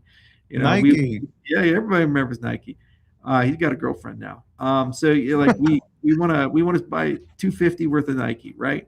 Well, what if some of that's on exchange and some of that's on Solana and some of that's on Cardano? And what if some of it's off chain, and people could be enticed to bring it back from cold storage and, do this thing. What if it's there? Well, I don't want to figure that out. Somebody else is going to do that for a fee on my behalf, and they're going to let me know when it's all done. So that's the other revolution that's happening real time, and we built Midnight for that agentic revolution where an agent on your behalf is going to do all this stuff, and you tell it the rules, what you want, and it's going to go figure out how to put all those pieces together. Because no matter how simple you make crypto, I'm sorry, It's like that Indian guy is like, the problem with democracy is the people are retarded. You know, the problem with user experience is the people are not very smart. No matter how simple you make shit, you're just not going to make DeFi simple enough because its battery's not included. It has risk. It has complex trading patterns, and you're trading against Wall Street. So I can't simplify it enough that you can fucking beat Steve Cohen. I can't do that. So you need an AI to represent you. So we have something called Midnight City. One of the things we've been building into Midnight City, by the way, massive major updates coming for consensus. And everybody's getting an avatar. There's even going to be a Gokhshtein avatar. Every time we do this, it'll live stream the Midnight City too, so we can get all the kids propagandized, like giving the heroin to the kids. I wasn't going to say nothing. I was keeping my mouth shut, but you want to? Oh, hey, no problem. We're doing it. We got to get you popular. You know, we got to get a few more million subscribers here, so it's unambiguously number one. But no, we're gonna have agents in Midnight City. You can own them, operate them, and then eventually you'll have ability to do delegation to the agents. So they'll have their own wallets through probably something like OWS, the Open Wallet Standard, and then through multi-chain signatures, they'll be able to talk to other systems, and those agents can participate on DeFi on your behalf. So you just tell your agent, you're like, hey, I want to get some Pepe, and like, it'll figure it out. Or hey, I want to get this, and it'll figure that out. You know, and you just pull that stuff through. So this allows us to be friends with everybody, you know, because we don't care where the commerce is, what chain we're using, what the asset is. Midnight's involved in the transaction, just gets it done. And then also this allows us to make the thing simpler because we can make the agents more intelligent and regulate their behavior better year after year. And that's an exponential growth area. So you never use crypto alone. You'll always have a Midnight passport with it, and it keeps it safe and secure. And then it's always cross-chain. You never have to worry about who's winners, who's losers. You know, let the industry figure that out. And then you'll always have a co-pilot, an agent with you. And then agent's there to basically help you sort through what you want to do and how you want to do it. And what's nice is all self-custody. You know, so unlike these trusted third parties like fucking Coinbase and Binance and all these other things where they basically own all your data, they control, they can tell you when you can withdraw, not withdraw. You know, you don't have to do that with an agent and with your own wallet. You're in custody of your money, so you preserve the self-sovereign and you preserve the be your own bank philosophy of crypto that we've been talking about for years. The surgical execution on this is ridiculous. I wanted to, by the way, episode 701. Thank you everybody who's tuned in, especially on TikTok. Shout out to TikTok. They want you to do the renegade, but we'll talk about that later, and we'll talk about Nike's girlfriend also. I'm very interested. I've battled people on social media lately. I've seen them say, "Well, what about Cardano?" And I'm like, Midnight benefits Cardano. Like that's my personal opinion. Maybe I'm wrong, but to me, Midnight benefits Cardano. And you know what's funny? More people are talking about Cardano now after Midnight has come out than ever before. So Midnight is, at least from a social media standpoint, benefits Cardano. What are your thoughts? And I also saw your tweet reply to somebody saying, "What the fuck are you talking about?" Okay, so that was a $50 million go get a loan thing. You're like, what the fuck? I can only imagine your reaction. What the fuck are you talking about? It's the meme. It's either Scott Bakula or it's the Indian guy, you know, the guru. You know, it's like you're just like, you people are so stupid. Yeah, covering the loan thing real quickly, that side of it. He's like, I should get a loan to build public free infrastructure. What's my business model? It's like saying, hey, you know, somebody needs to build that road. So what we should do is have a private company borrow money to build a road that everybody gets to drive on for free. Well, does that make any sense to you? No. Then why the fuck are you asking me to do it? Well, it's different. Exactly how? Explain it to me like I'm 5 years old. Break it down in simple words, because obviously I didn't go to school long enough to be able to understand the words coming out of your mouth. You are so stupid. This is your reaction though, the reply. Because obviously we've talked so much, right? I had a picture of your face, like, what the fuck are you saying? What the fuck is wrong with you? I don't know, man. It's the Jackie Chan meme. You know, it's just sometimes you see people, but you know, then again, the problem is that, and this is another reason we created Midnight. the issue is that it's hard to know what's real Yeah. anymore. We're moving from a blacklist to a whitelist culture. So a blacklist culture is you assume everything's real until something's fake and then you blacklist it. A whitelist culture is you assume everything's fake and you whitelist things after they've been validated or verified. So some of these comments may not be real people. In fact, I argue the vast majority of them on X now are bots on X. And there's a lot of manufactured controversy. Like we had some issues with one Cardano DApp, and they've been astroturfing for the last few weeks, is what it is. But it's not a representative sample of the ecosystem as a whole. Yeah. But it feels like it's a representative sample because they can use AI to make it very loud and make it look like there's a lot of people that believe that. So we need to move to a world of AI of verified human users. So part of Midnight Passport, once you get it, is this idea of like being able to do compliance. Well, part of compliance can be proof of human. And then what you can do is you can get basically anytime you want to engage with somebody, they click a button to prove they're human. And then you say, okay, you're talking or playing with a verified human player or a verified human account. And this is not AI, that's actually been connected to something that's irrefutably human. So that's going to be a huge marketplace because it's a whitelist culture instead of a blacklist culture. Same for content. This is genuine, real content. Well, one of our Cardano content producers, I think it was Peyton, Big Pay, he got contacted by people from the Cardano Foundation, and they wanted to talk to him about something. They were trying to steal his money. Turned out that they were actually all AI generated. So somebody actually cloned the voice of several members of the CF, cloned the faces of several members of the CF, and created a real-time video chat with somebody, called them, pretended to be the CF to basically conduct a sophisticated social engineering attack. So how do we verify that we're actually human beings when we're called or anything? So you need some like little green boundary that appears with the picture and is connected to a cryptographic signature that only I have the key for. So even if an agent's here, the agent can't clone my signature. So Midnight Passport, we're also building in that particular direction. And that's why we think there's cross-chain appeal, because that's not kind of like just a Cardano only thing. Like people in Bitcoin land would like to have that. People in Ethereum land would like to have that. And we're only maybe 24, 36 months out before people can perfectly replicate people for all kinds of things. So yeah, it's getting bad out there, man. And it's getting harder and harder to know what's true. And it's manipulating public opinion in very tough ways. Like Russia's doing this so well with Ukraine. Zelensky will make a speech, and then they'll just like rebroadcast the speech in a subtle way on Russian controlled channels, but then they'll manipulate it and add shit in. Like this was genius. Whoever's at Russia figuring this shit out is real. I want to hire this guy. He's really good. There was a sign language translator who was behind Zelensky, and they swapped her out and changed it so that she was signing like he's lying to you, and this is all thing to make it look like she was actually whistleblowing on Zelensky, and like all these things are a lie. And then all these people in Russia see it and other places see it, and they're like, oh wow, that's a scandal. The sign language person knows something we don't know. It's like it didn't actually happen.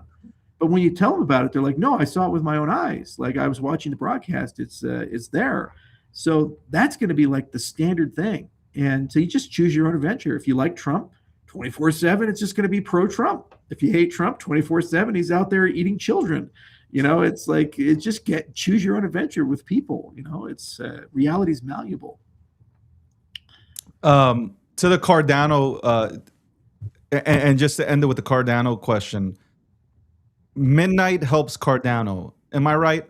Like, yeah, and this is nothing new. Like there's a paper I wrote in 2016, and I wrote it. Like this was before we hired anybody, so it's not like the company wrote it. I wrote the paper. It's called Why Cardano. I think it's still up on whycardano.org. And in it, I outlined the architecture of Cardano, which we've pretty much followed verbatim for 10 years. And we had this idea of a settlement layer, which is Cardano as it is today. And this idea, we called it in the paper Cardano CL, control layer, computation layer. We used both words. And the idea is there'd be many of those control layers, and they would be specific to a domain of business, like file storage or AI, or like Midnight with privacy. And basically they are like upgrades. They would extend the Cardano ecosystem into that realm, but they could have their own tokenomics, they could have their own network logic, compute logic, ledger logic, consensus algorithm, and so forth. And there'd be some way to connect the two. So Midnight is really the first realization of that vision. And we have a lot of projects in the queue that have always wanted to do this, like, for example, what we're doing with Blockfrost for decentralized infrastructure, build like a decentralized infra or alchemy, or some people want AI specific chains, or like World Mobile's been trying to figure out how to build a decentralized telco chain for like a decentralized T-Mobile, basically, for the system. And so partner chains are meant for that. Now, what makes them a partnership is they get something from Cardano and they pay for it. So in this case, they get security and they get the network and they get and all the liquidity and all the shared infrastructure, and then they pay the stake pool operators and the delegators night. They actually pay a token. And then the other thing is, because they're hybrid, there's part that lives on Cardano, part that lives on Midnight. As Midnight gets adoption, Cardano has to get adoption. The only way to get into Midnight right now is through Cardano, from the token side. So if we gain 1 million users, Cardano gained 1 million users. So it's kind of like one of the stupidest things I've ever seen in my life when people say, well, Midnight adds no value. Okay. But then every other project on Cardano that doesn't pay a fee and doesn't have to bring users in, like Snack and other things, does add value. You, sir, don't know what you're talking about. It's just nuts. And the other thing is, if Midnight's successful, there's going to be more partner chains on Cardano. So as an ADA holder, you'll get more airdrops. Ideally, we'd like to see one launch every year. And then you also get multiple revenue streams. So instead of just getting ADA staking, you also get night staking, and then all the other partner chains that are there. So can you imagine, like 5 years in the future, you get like 11 tokens or something in addition to your ADA for your staking rewards? Is like, that feels like that's pretty valuable. And if each of these things brings millions of users in, Cardano very well could become one of the most used systems through that network. Plus, there's a lot of unique technology in Midnight that's going to make the use of Cardano safer. Like Midnight Passport will be the fastest, safest, and easiest way to use Cardano. So we gain all the usability enhancements and these other things. Plus, I'd argue Midnight is an essential component for Bitcoin DeFi. When you look at that side of it, you're like, okay, Bitcoin users, they want privacy. So Cardano could do a lot of the heavy lifting on the programming side, but where does the private coordination layer exist for all that? So we're actually working on, with Pogan, our Bitcoin DeFi setup, what we call it the circle. So you start with Bitcoin and Taproot. I'm going to put 50 Bitcoins of my own money into this just to prove it that it works. But you start with Taproot and Bitcoin. You lend it to a stable coin. So that'll occur on Cardano through a specialized transaction through the Pogan bridge. And then that stable coin would then be deployed into a yield-bearing instrument. And then as you make yield, the yield is converted to Bitcoin, and then it's sent to your Taproot address. And then Midnight coordinates all of it, makes it private. So you have like all three networks working together, and you have this circle. And then from the Bitcoin user's perspective, we just give them a button, make money. They click the button, and then it locks their Bitcoin. They just start generating a yield. The security actually is anchored with Taproot on the Bitcoin network. So it meets my 3 rules that I have for Bitcoin DeFi. 1, there's only Bitcoin. There's no other tokens, just Bitcoin. 2, you pay all your fees in Bitcoin. 3, you make all your returns in Bitcoin. You see, so there's only Bitcoin. That's the rule. It's like the Fight Club, It's like there's one rule about Fight Club. So talk about Fight Club. Like Bitcoin, don't talk about altcoins. Can't talk about altcoins. That's Bitcoin DeFi. So that's where Midnight really shines, is that coordination layer, inter-network coordination layer, and also the simplicity and the rule setting. And it's been great because everybody's like, yeah, we need that, so let's work together and partner. Like I just interviewed yesterday the president of Filecoin, Marta, and she's great. Really I was going to smart talk to you about that. That's big. Filecoin is big. We've been working with them for years. People don't realize that all the governance data on Cardano, we've been storing on Filecoin for years, because you need an off-chain store and redundant store. When we did the Midnight airdrop, the Glacier drop, all the redundant data for that was also stored on Filecoin. So we've had a great relationship with that team for many years. And actually what we did is we integrated an API into Blockfrost, which is kind of the backend for most dApp developers on Cardano, for Filecoin. And so you can use it as a store. Well, we're going to start using Filecoin and Midnight very closely. We were vetting several decentralized storage solutions, some that were remain nameless. We said Filecoin is the one that seems to be the best option for us right now. And what's awesome about it is it's decentralized storage, and it's massive scale. They have exabytes of data. And I don't think listeners really appreciate the scale of an exabyte. If you had a 1 gigabit internet connection, it would take you 250 years to download an exabyte. Okay, so that's like not small, right? And we have like dozens of exabytes on the Filecoin network. So it's huge in terms of its scale. It's internet scale. So with that kind of data capacity and never been really hacked and never had any major downtime issues, and they built a lot of enterprise capabilities. What's nice is we can link Midnight Passport to that and make it ridiculously easy for you to like leave to put your files into it, your private state into it, your agentic state into it, because there's the security assumption of all these privacy preserving systems. There's some private stuff that is not on blockchain that you're expected to hold to be able to use the system. And again, what's the rule? Users are going to fuck it up. So you don't want to hold that. You want somebody else to store it. And you want something like a trusted execution environment in your phone and fingerprints and all this other stuff to be used to decrypt that when you need it. Otherwise, you're going to lose it because your hard drive's going to go out, or like a lightning storm's going to happen, or your laptop's going to get stolen. Someone's going to steal your phone. These types of things. You want to be in a situation where there's a failure recovery model for those types of events. So it's really fun to work with people like Filecoin on it because they've been in it for a long, long time, and they're a great strategic partner, and they're part of the core infrastructure to think around how we're going to coordinate all these types of things.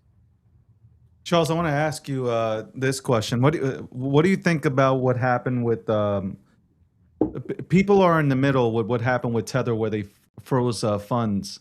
I think it was like 325 million or $1 billion worth of funds were frozen by Tether. Now I understand. Listen, we're not. Nobody's advocating for criminal activity to be done on the blockchain. That's I think any normal person within the industry, like, we get that. But what do you think about where they can freeze accounts? There's a little problem there because, like, okay, fine, justified, air quote. Yeah. But what if they just say one day, hey, I want to freeze Charles's accounts. Just for no reason. Hey, we're going to freeze your accounts until we figure things out. Like, that's not crypto, right? Yeah, probably the most visual way to think about it, to be crass. Yeah, it's like Web 2, you're bareback and evil. And Web 2.5, you're wearing a condom. And Web 3, you're abstaining. Okay, so if you don't want to get contaminated with the evil, then you need to abstain, because that's the only safe, surefire way that the evil is not going to leak its way in. So if you say Web 3 native, that's an algorithmic stable coin, they can't freeze your shit, and no nation can compel them. Web 2.5, sometimes the condom breaks, so Iran gets its way in and somebody else gets its way in. Then some regulator shows up and says, I'm sorry, Paulo, you gotta freeze it. And they go and freeze it. But for the most part, you're safe. They generally don't intervene unless big thing comes in. And of course, Web 2, it's just like they go out of their way. You're fucked, man. Are you sure I can't freeze the account? Just really want to freeze the account. I haven't frozen an account today. So it's a movement in the right direction, but you need a native Web 3 asset. The only way we're going to get there is if we have native assets that are used as the collateral. So if a central bank could issue T-bills onto a blockchain, then you could hold them in custody with a smart contract, and you could actually build a system where these things are functionally unfreezable, especially if you have synthetics with it. But in lieu of that, you have these Web 2.5 companies, and you end up with this behavior. And it's not just the freezing of stable coins, it's the recall of intellectual property. It's the freezing of access to a service. Like Marcy Marlinspike wrote a wonderful paper years ago. He was one of the co-founders of Signal, and he tried to use OpenSea and these other things. He said, well, the problem is if OpenSea takes you off their marketplace, your NFT disappears from your wallet. You bought it, but the thing is that your wallet doesn't talk to the blockchain. It talks to OpenSea. Yeah. And so if OpenSea's listing is gone, it just pretends like it doesn't exist. So it's still there on the Ethereum blockchain or wherever you got it from, but you just can't see it unless you use like a very specialized piece of software. And then what's the point for a retail consumer? So these third parties end up basically having choke point level control over user experience and where users' eyes go, and the power of the system. So it's problematic.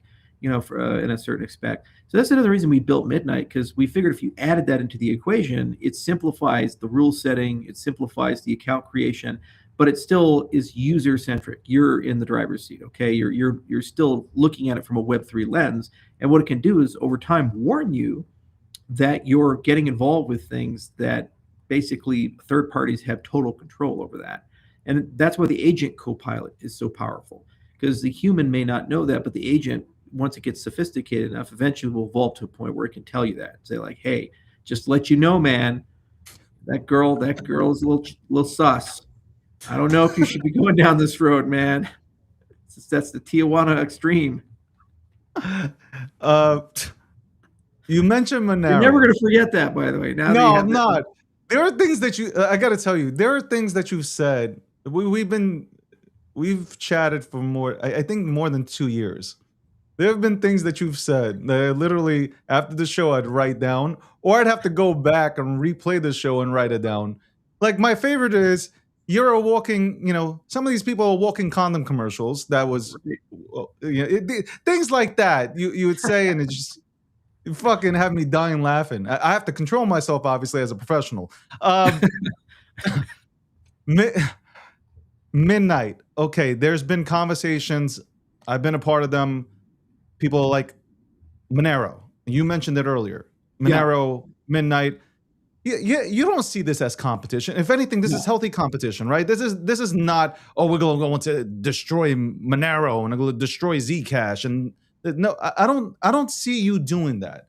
I see you're more of a guy who wants to participate within the ecosystem than go ahead and cause chaos within it. Yeah, honestly speaking, Monero is what Bitcoin should have been.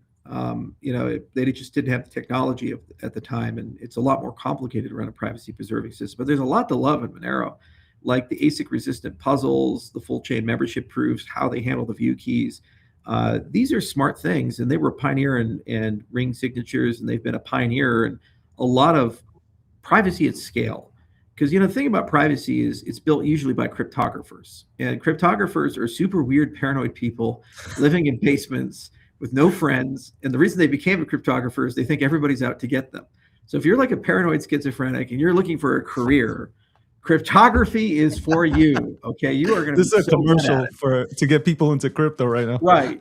You can either be in an asylum or you could be a cryptographer. So if you build a product as a cryptographer, usually it's like a horrible product. It's not usable. It's super paranoid. You have to do all this stuff.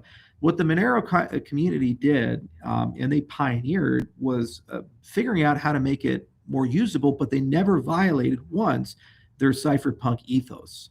So you still mine it, and there's still that like decentralized mindset and all these other things.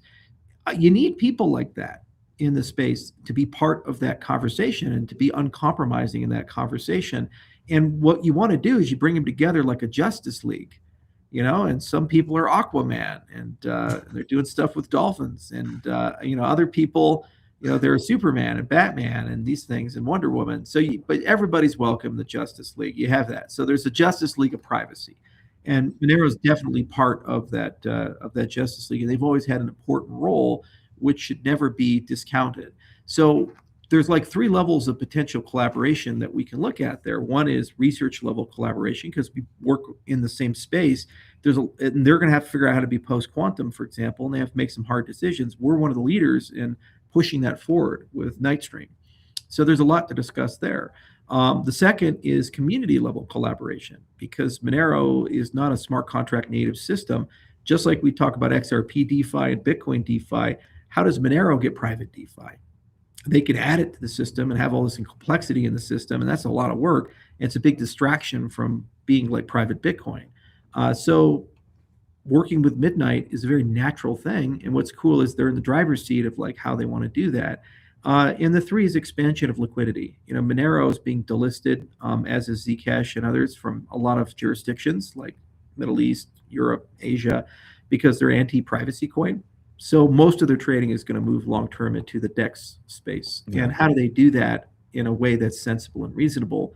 And for a regulator's perspective, how do you do that in a way where you don't automatically just blacklist everything? So having the ability to do selective disclosure and these other things, it's if it's self-sovereign, I think that's for some of the Monero community going to be an area where they can get around that. But it's early days, and the problem with these communities, they tend to get so insular. They just they're blacklist by default. It's like we just hate everybody until proven otherwise. So they don't hate me, but they don't love me because I haven't really said much about Monero or done much in the Monero ecosystem, and so I think there is a path where we can build out something there and have some fun. The other thing is we have a multi-resource consensus system with Midnight, and so as we grow Minotaur, there's going to be multiple validation networks to maintain the Midnight blockchain. I would love to have a proof of work option. Values compatibility. Monero is actually the one of the best to collaborate with there, and those miners need some more revenue. It's not really profitable mining Monero. I tried it myself for a little while as I was learning about these different systems, and we ran a 500 CPU setup for about 3 months, and I got some Monero there. So I'm actually a holder in that ecosystem from mining, so that makes me a really good holder. But it's not terribly profitable relative to the compute cost, when you do all that work. So anything that can increase the revenue of the Monero miners helps them continue preserving that capacity and that decentralization inside the system. So yeah, I think it's great. And there are others too, like Zcash. We already are using some of their technology, like they came up with Halo 2 and we're pioneers on a lot of this stuff. So we've learned an enormous amount, and there's tons of natural collaborations that exist there. But it's important to understand that PET is a big field. So there's network anonymization, there's homomorphic encryption, like what Duality is doing, and there's some blockchain-based projects that do that. On the MPC side, you have everything from Soda Labs all the way over to Coinbase with what they did with Yehuda Lindell when they bought his company. So and the big consumer of MPC is actually the custodians. Like everyone has an MPC system, like BitGo has one and Fireblocks has one and so forth. None of them are post-quantum. So when we do this post-quantum thing, we're not just doing it for zero knowledge and folding, we're also doing it for multi-party computation, all this other stuff. So there's going to be a very natural collaboration for multi-party computation with post-quantum primitives. And identity systems, the Ligero team reached out the other day, said, hey, is there any way we could collaborate potentially on post-quantum identity components? And they did work with Google Wallet, which is like 1 billion users. So these are fertile collaboration touch points, and they usually stem around the idea of joint research or joint engineering, because it turns out that we all want to use secure crypto libraries, and we all want to make sure these things work at scale and they're fast and they work on lots of computers. The best way to do that is through a coalition of people implementing. Nightstream, for example, even though we came up with it, it's at the Linux Foundation. And there's many different companies that are working on it. I think a Fortune 10 company, probably in the next month or two, is going to start making code commits to it. So we're really excited, about this type of stuff. It just shows you that it's a good idea, and it's a good idea for everybody. So Monero is part of that club, whether they like it or not. And they've been pioneers in a lot of stuff. And we have an open door and would love to collaborate with them on a lot of stuff, or if anything, just to help them with liquidity and DeFi and these other things, and be really excited to bring that to bear in that ecosystem. I want to ask you this one. There's chatter now. First, I want to get your thoughts on quantum computing when it comes to Bitcoin. There's been huge debates and conversations on social media about that. Also, I want to ask you, within that, what do you think about people coming out and saying that they want to find a way to take Satoshi Nakamoto's wallets and his assets and redistribute it to within the Bitcoin eco? Like a lot of this stuff like goes against everything that is crypto. So I want to get your thoughts on that. First, obviously, quantum, it's all over the place now. Some people are scared. Some people are looking to move into other blockchains after hearing about it. Some people are scared to go into Bitcoin. I've talked to people that are scared to go in because they're like, the Google came out with a report, 2029, they might be able to crack all this stuff and take. What are your thoughts on those two subjects? Number one, taking Satoshi Nakamoto's, wallets and again redistributing it all over the place, and then obviously quantum. I think we lost him for a second. We will wait because I've been waiting for Charles to come onto the show to answer that particular question. Hopefully he's with us. Right now, though, I wanted to say this to Charles. He looks like, you know what Charles reminds me of right now as I'm speaking to him? Like the Manhattan Project with that board in the back. I remember watching the Manhattan Project, the movie. That board in the back of you right now, it just reminds me of you building out like the most lethal weapon in the world. But all right. Atomic bombs. Yeah, I got those the two fucking, topics. yeah, can you hear me? Man, if they think that you are not putting in the work, they're crazy. Like at one point, I just stared in the background. I hear you now, Charles. Okay. I was staring in the background and I seen the board, and I was just like, man, he's going at it. But those two topics, if you could touch on them, that would be great. Yeah, I was gonna say I got the chalkboards, and then there's the bullet ant glove for when I did the ritual. And oh my god, you're nuts, man! I got to tell you that is nuts. Oh my god. Yeah. So the first thing about quantum is it's here to stay, and we're discovering and learning more. And what's really cool is we had all this theoretical physics from back in the day, and we're now, for the first time ever, actually able to realize those physics and understand them. Like retrocausality is one of the most interesting things. That's the idea that stuff that happens in the future influences things in the past. So it's basically like time traveling particles. And actually, it's not hypothetical anymore. There was a team at IBM, and they were noticing strange anomalies with their quantum computers. And then they would discover the cause of the anomalies after measuring them. So they're like stuff in the past that they noticed is origined in the future. So like photons are going back in time. It's just, oh God, it's so crazy. It's the fucking mind blowing, right? And then of course all this quantum teleportation stuff and other things. So yeah, quantum is great, and there's unlimited money in it because it's cool as fuck, and big nation states love spending money on it, and you could do all kinds of magic. So DARPA has a program. It's called the Quantum Benchmarking Initiative, and we've talked about it before. But for your listeners, what I'll do is I'll bring it up. Can I share my screen real quickly? Yeah, sure.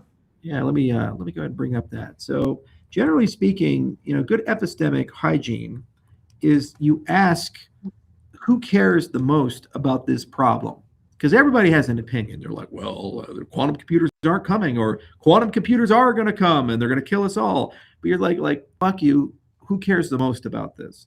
Then who has the most resources? Then who has the most expertise?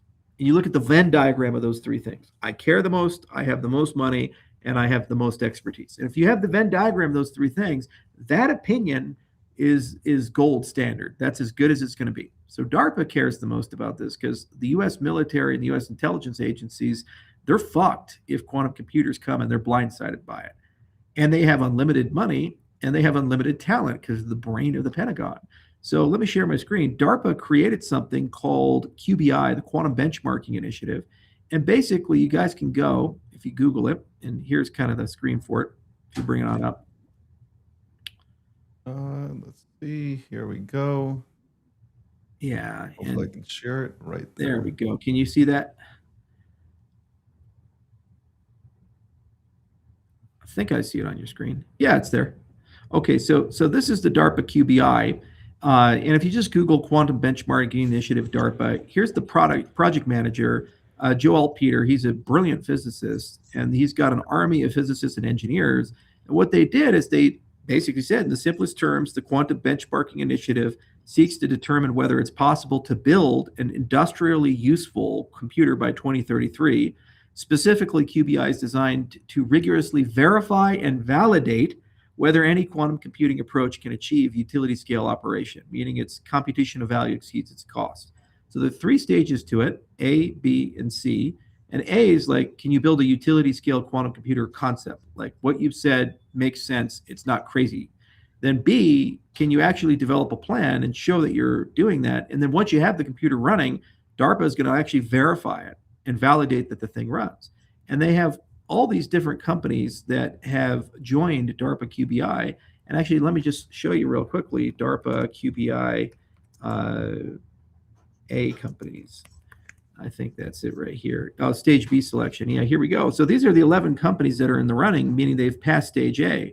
So you got Atom Computing, Dirac, you got IBM, IonQ, Nord Quantique, Photonic, Quantinium, you got Quantum Motion, Q-Era, Silicon Computing, and Xanadu. And you'll notice something that they actually have different categories like scalable arrays of neutral atoms, silicon CMOS spin qubits. You have quantum computing with modular superconducting processors, trapped ion computing, superconducting qubits, and bosonic error correction. You have optical quantum computers, all kinds of things.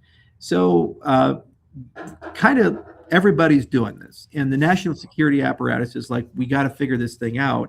And I just follow QBI because they're probably the most likely to telegraph that we're going to have something, and their Q day is 2033. So, but next year we should get the phase 2, phase 3, the phase B, phase C stuff in, and then we'll get a definitive date of whether it's going to happen this decade, next decade, first half, second half, and that helps create a clock for when these things are here. Or alternatively, they may actually decide that none of these approaches are real, in which case the skeptics are right, and you're talking about the 2040s or 2050s or 2060s, because some people think it's not going to happen. So for Bitcoin, because you asked the Bitcoin question, like what the fuck does Bitcoin do?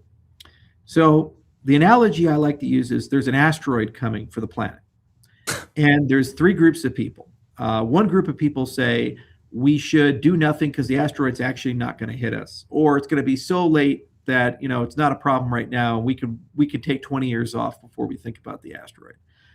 Okay, so those are the do nothings people. And then another group of people say, well, it's God's plan, Satoshi's plan for the asteroid to hit us. Only 20% of the population, 30% of the population is going to die. So what we're going to do is build some shelters. And it's up to you whether you want to use the shelter or not. And so people can just stay on the surface, or they can go into the asteroid shelter. The people who go in the shelters will survive, and the people who stay on the surface will all die. That's BIP 360. And then you have BIP 361, which says we're going to force you into the shelters, and what we're going to do is like revoke your citizenship and not make you a real person. You're no longer part of Bitcoin land. You're not on the planet anymore. If you can't move to the shelter. So that's BIP 361. So they're going to freeze your Bitcoin, and they'll create a mechanism to redeem it that's post-quantum, but that only works for roughly about 19 million of the 21 million Bitcoin, give or take. So roughly about 1.7 million will be unspendable at that point. So 1.7 million die, with the asteroid hitting. The problem is there's no plan D, like none of the above. Whether the asteroid comes in 20 years or 30 years, or whether the asteroid hits now, a lot of Bitcoin's been lost for historical reasons, so it can never be moved. And Satoshi's unlikely to move his Bitcoin because he's probably dead. So over 1 million's been lost there. That's going to be stolen. And it's not going to be stolen by a normal person. It's going to be stolen by probably the Lazarus group from North Korea. Because what will happen is the Chinese will build quantum computers around the same time we will. The Lazarus group will get access to a Chinese quantum computer through some subterfuge, and then they'll use it to steal Bitcoin. It's kind of a common thing that North Korea does. They have access to these frontier AI models. That's why you can see there's a big uptick in hacking from the Lazarus group, because they got mythic class models from China, and they've been using those models to basically find problems in infrastructure and steal stuff. And it's state sponsored. The North Korean government makes real money like every year from this type of stuff. So that's who's going to steal the coin. So then you think you're BlackRock, and you're like, okay, well, if we go with option B, like voluntary shelters, we're still going to have all the lost Bitcoin and also people not paying attention.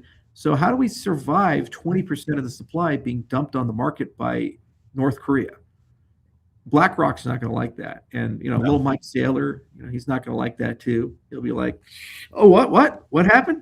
Oh, fuck. Yeah, we got to do something about that. So he'll do that whole thing. And so they're going to say, we got to fork the chain. And all the purists are going to be like, what do we do? We can't fork the chain. We survived Mt. Gox. We survived Silk Road. We've been through this before. Hold the fucking line. We never fork. It's only soft forks. We'll never hard fork. Satoshi's gotten perfect. So they have this massive conflict between the shelter goers and the surface dwellers, and they're going to fight each other out, and BlackRock's going to pull everybody into the shelters, and the purists will say, let them live on the surface, for they are. This is their decision. They know not what they do. And meanwhile, like North Korea is the fucking asteroid, and they're going to come with their little quantum computer propulsion, and they go pound into Bitcoin. It's a crazy thing. By the way, how do you make the decision? That's the meta point, and that's just where Cardano is awesome, and Tezos is awesome, and Polkadot is awesome. How you make that decision on chain governance. Like if I'm going to steal Satoshi's coins, what right do I have to do that? I need a constitution and a governing system for it. We have this in common law. There's an actual term of art for it. It's called escheatment. So if you leave something on a commercial property for a long, long, long time, like 10 years, whatever, at some point they can break into your safety deposit box or break into your little box at the post office or your storage locker, and they can either take it or give it to the government, but there's some legal process of change of custody. Because it's unreasonable for me, a consumer, to burden a third party with my property forever, especially if I'm delinquent or I die. Like at some point, you have to be able to break it open and take it, right? So nation states create escheatment. We have no concept of escheatment in the blockchain space. So if you have on-chain governance, you can create one. And you can create one for a collective good. And people can vote on it. However the vote is decided, it's decided. If you have no on-chain governance, then you have no way to reach a conclusion. So what will end up happening is if you do the shelter goers thing, everybody's dragged into the shelters, then there's going to be a Bitcoin classic. And if you don't do the other option, then you're going to have a massive value reduction because BlackRock has to leave the ecosystem. And these other guys have to leave the ecosystem because they have a fiduciary obligation to their investors to not have funds be stolen and massive value reduction. They may have to fork Bitcoin themselves and produce an alternative network. So if you had on-chain governance, they could take a vote, and then that's the rule of the world, and then the system stays cohesive. If you don't have on-chain governance, you cannot resolve this problem. You just have to let the asteroid hit, and it's blood in the fields, and they have to get through it, and it'll really slow them down for 3 to 5 years as they go through it. So it's not going to affect Cardano. We're just going to take a vote. We're already actually voting on a quantum strategy right now.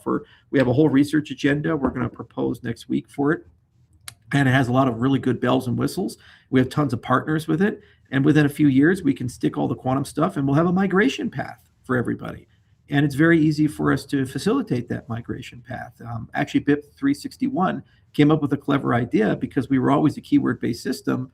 We can actually implement a very similar thing in Cardano for accounts. So it's just a hard fork. We do them every year, and it's governance allows you to do that. That's why we invested so heavily in it, because every now and then an asteroid comes, and you have to have a collective action problem over a planet scale problem, and you have to be able to have a governance system that makes you decide how to do that. And if you want to make reality, like what if an asteroid was coming? Like how would China, Russia, and America work together to stop that? We're all kind of like it's low-key soft war with each other. Yeah. We got to work together to solve a problem like that. So this is kind of like how you do it, blockchain-based governance. And I don't think people understand how valuable it can be if you do it right. And it's not meant for everyday things. In some cases, it slows you down. But for these big problems, like what do we do about the asteroid?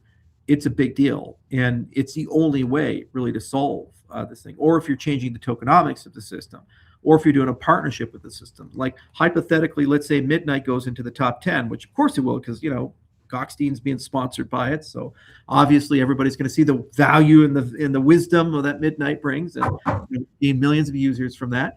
But anyway, let's say that happens. Well, maybe Filecoin's like, hey, maybe we should find a way to merge into the Midnight network or something like that. Well, how would they make that decision for the blockchain to bring that in? You need some form of a governance system to be able to make that kind of call or that kind of decision. So Cardano is very unique in that I think we have one of the best, and it's self-evolving, and we've already made massive improvements, and it's very decentralized, but yet it allows us to make very quickly these big decisions, like within 3 to 6 months.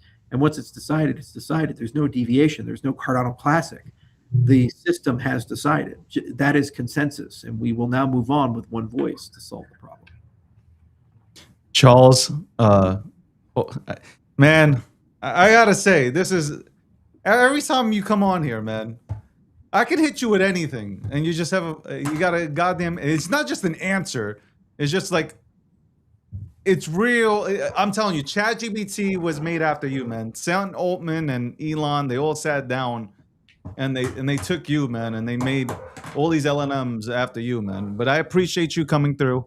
Um, the response from my end, midnight took more about midnight, and I don't know. I haven't seen a lot of Monero people beef about midnight at all. They're Yeah. more interested, and Bitcoiners are actually interested too. I have Landy who comes on here for 15 minutes to break down the markets. He's interested in Bitcoin, midnight and Bitcoin as well, and that Bitcoin DeFi Yeah. and stuff. So Well, what people are starting to discover is making a decision to like midnight is not making a decision to like a layer one. They're not saying, oh, well, now I'm a maxi there, so I have to hate the other layer ones. Like, you could be a midnight Solana person. You could be a midnight Ethereum person. You could be a midnight correct. Monero person. And in many cases, it makes the ecosystem better. So I think it'll take another 3 to 6 months to kind of break through. But then once we do, it's viewed as kind of a universal technology for good, which is fun because it's then you can be friends with everybody. There's a cooperative tokenomics for everybody, and it's a gateway into crypto. The other thing is it's the crypto that my mom can use and my dad can use. My dad's turning 70 this year, and my mom is not too far behind, and they want to do crypto stuff. This is the only crypto they ever bought. I was having breakfast with them, and they said, we bought some midnight. I was terrified. It's like, oh no, there's a lot of stuff that can go wrong here. Like, how did you buy it? Who did you buy it from? Did you actually buy real midnight? All this stuff, right? And I shouldn't have to have that reaction, but that's where our industry is at, because 9 times out of 10, there's some sort of scam, and they prey on the vulnerable people. Yeah. The minute I heard my parents did it, I immediately went to my chief of staff. I said, like, make sure no one fucked that up. It's like, it's hell to pay. That's my mom, damn it. But we should all have this attitude as project founders. We somehow treat the family different than we treat every other people. One of the meta reasons why we created Midnight was we wanted to make it safe, simple, and have rules. And when people come in, they get to set what their rules are, and they get to set their experiences that they want to have. And then there's a curation where it's safe and simple. Right now, how we do that is through trusted third parties. And the problem is that's not crypto. Just like you point out, Tether, just because you use a condom doesn't mean it's not going to have a bad outcome, man. So your coins could get frozen. Stuff can happen. You could lose your money. The company can go out of business. Maybe the audit says stuff that's not really so good. And that's the problem. So you need to have self-sovereignty with that thing. And nobody had self-sovereignty at scale for all the pet universe with smart compliance.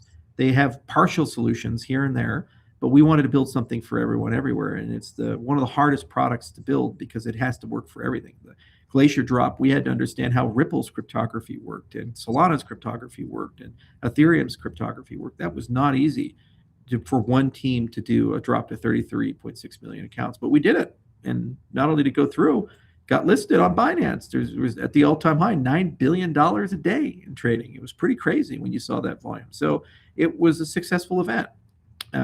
Painful but successful. And we just launched the mainnet a few weeks ago, and that was not very painful. Actually, it was a lot easier than I thought it would be. I was very happy about the end result with it. And so now we're getting ready for a major milestone, and we have all these case studies like Midnight Passport and Midnight City, where it's instead of just talking about it, we just fucking show people. So very soon you'll be able to scan a QR code, and boom, you got it. And then very soon you'll be able to just create an agent on Midnight City. And then suddenly you're like involved in the agentic world. People are like, have you heard of OpenClaw? Oh, no, I use Midnight City. It's better than OpenClaw. Like it's private shit. It's got all that stuff. And you're just part of that world, So we were trying something very different with Midnight. And you're absolutely right. It's been very successful. We've been all around. And it's going to take a few more months to get that momentum exactly where it needs to be. But then it's not going back. And it's refreshing because it's a new narrative. The space is stale. Everything was this copy of a copy of a copy, and like 11 million tokens have been issued. The vast majority fail. The narratives are burnt up. That's why everybody's so pessimistic and cynical, and they're burnt out. They're just kind of sad about it. And you have something right when you take the old stuff and give it second life. Like meme coins in Midnight City, they're coming hard, man. We're going to have a place for Nike. We're going to have a place for Ball. We're going to have a place for all these things. Some Cardano native, some not. And, you have stuff for the old networks too, like Monero's been around a long time, and we can give something to them. And same for Bitcoin and other things, and actually give them a lot life. And then also you bring new markets in. Having a stable, open home for Web 2.5, we don't avoid making the mistakes of the banking industry. Because if one of these federated systems win, you've replaced JP Morgan and Goldman Sachs and Bank of America and these other people with Canton. and a collection of companies behind it, or this thing and a collection of companies behind it. It's not an open network. And they will forever be beholden to a jurisdiction, a collection of regulations, and certain rules. And you're not in those rule setting committees, and you will never be on those rule setting committees. Sorry, you don't have $1 billion sitting in your bank account. You're not a regulated financial institution. It's not for the people. When you have an open network, the guy wearing the fucking a Siberian Husky suit has a say as much as a Fortune 500 banker. Everybody has a seat at the table. And that's what we signed up for, I think, in the cryptocurrency. That's the American way. God damn it! You have that flag behind you. That's the democracy. Yes, we want to bring freedom to the masses. That's what we signed up for. I'm excited for Midnight City. Before you go, I'm excited for Midnight City because I think Midnight City, if people are already coming into Midnight City is going to be the ultimate onboarding program or protocol to get more people into Midnight. I know that for a fact. I feel it. That Midnight 100%. City is going to be built as hell. 100%. Midnight City is going to do that, and we're going to put our money where our mouth is. We're going to have the Gokhshtein experience on Midnight City, and I know you're going to care about because that's your name and brand. So we got to find a way to put that in and get some users to get excited about it. But then if you're there, then all these other people are like, well, we need to broadcast to Midnight City too. Fuck. And we could build like a little consortium of people. So we'll do a dedicated show, I think, bring the team on. You can meet JJ and Jim and these other guys. And then real time, we can create some agents and fucking put them in Midnight City. Guess who I'm going to speak to today? Are you speaking to JJ or Jim? JJ. Everybody loves JJ. He's doing a good job. Yeah. I love JJ. He gets it done, man. He gets it done. Great guy, man. Great guy. Yeah. He's your wingman. Yeah. He's like the Italians, you got the consigliere. It's like you get that guy. So we're good to go. I appreciate you as always. Hopefully we have you on next month. We'll chop it up some more. And I'm sure if you missed this, replay it. We're going to have it clipped up. We're going to push it out there. Charles, as always, I appreciate you. And thank you very much for coming on. It's been a lot of fun. And I hope to see a consensus if you're in the area next month. That's what we're talking about. That's what we're talking about right now. But I appreciate you, Charles, and I'll see you there. There's Charles.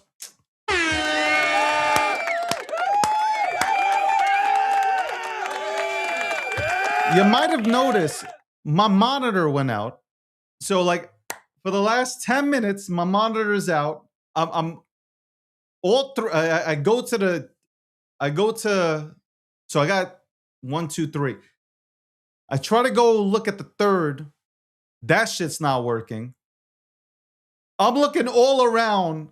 I feel like, you know what? When that happens, I feel like Van Damme in Bloodsport, where the diesel Chinese dude, okay? He takes, as he's getting his ass beat by Van Damme, he takes that powder and throws it into his eyes. That's what it feels like. It's like, oh, like just like, I'll show you the clip of Bloodsport and you guys will understand. But a lot of good things said, man. We're going to clip it up. We'll put it out there. For those who are just tuning in, we just had Charles on. Man, I got to tell you, Charles, I don't really have to do much. I really don't have to do much. I don't really have to do much. I ask a question and like I feel like I'm sitting in an MIT class. We'll be right back after this commercial break. What first got you excited about blockchains? Think about it. Oh wait. I bet it wasn't multi-million-dollar hacks, exposed data, or finding somewhere safe to store your seed phrase. Was it? Maybe it was the idea of decentralizing a broken financial system. Maybe it was imagining a world where people own their own data and get to sharing the value it creates. Or maybe it was the promise of a fundamentally better way of connecting, communicating, and transacting. The next phase of the internet that empowers us instead of exploiting us. So why hasn't that happened yet? Why are we still living with the same broken system that blockchains promise to fix? It's because blockchains can't keep a secret. Enabling open, transparent systems was only the first half of the challenge. For blockchains to really change the world, they also have to be able to protect our sensitive data when it matters. And that's why we built Midnight, to bring down the final barrier to mass adoption and unlock the full potential of the decentralized web. Let's build the internet we deserve, together.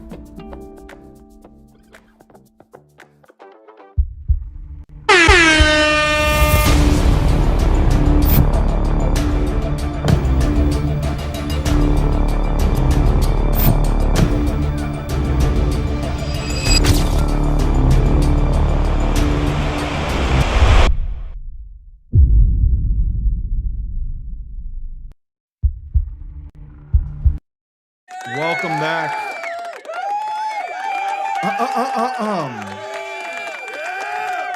Welcome. Welcome back to the show. We had Charles on. This is episode 701, sponsored by Midnight. I'm going to talk more about Midnight City. Shout out to JJ. I got to get JJ. I saw the email. Okay. As I was going on to the show, so I will reply to it.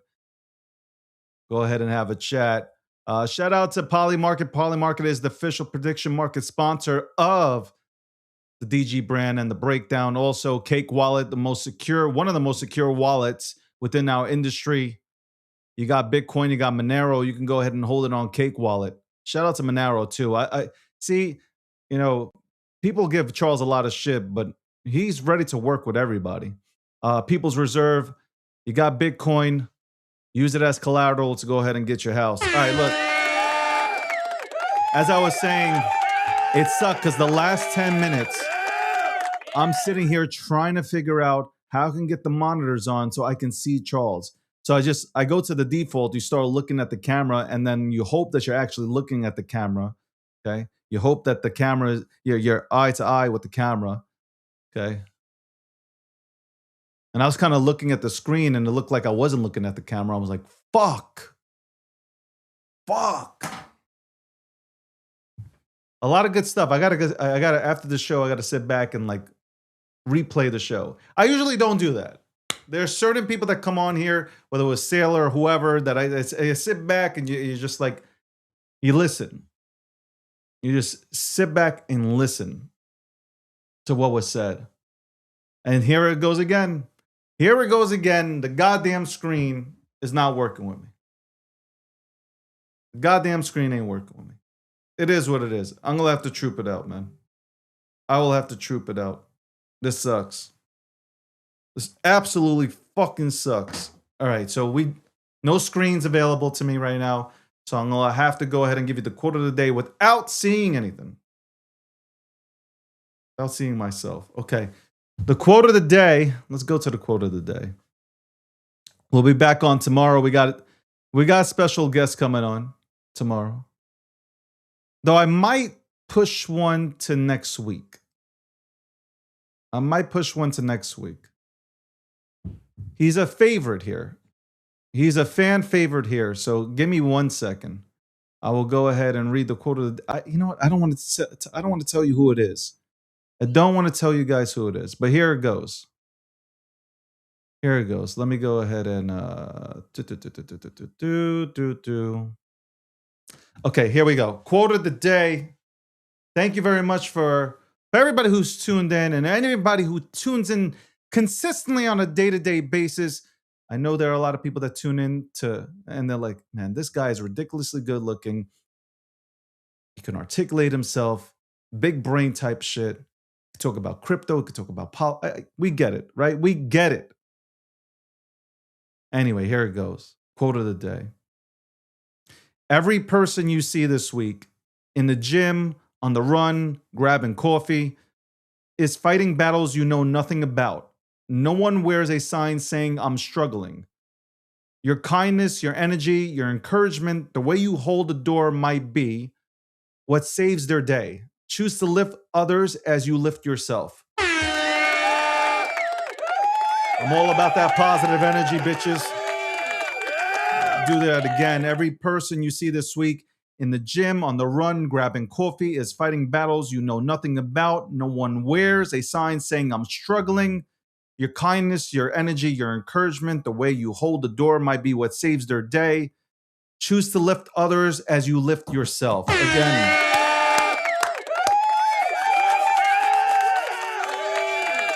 I had, God bless his soul, but I had John McAfee on my show. If you replay my shows, I've had a lot of people on my show.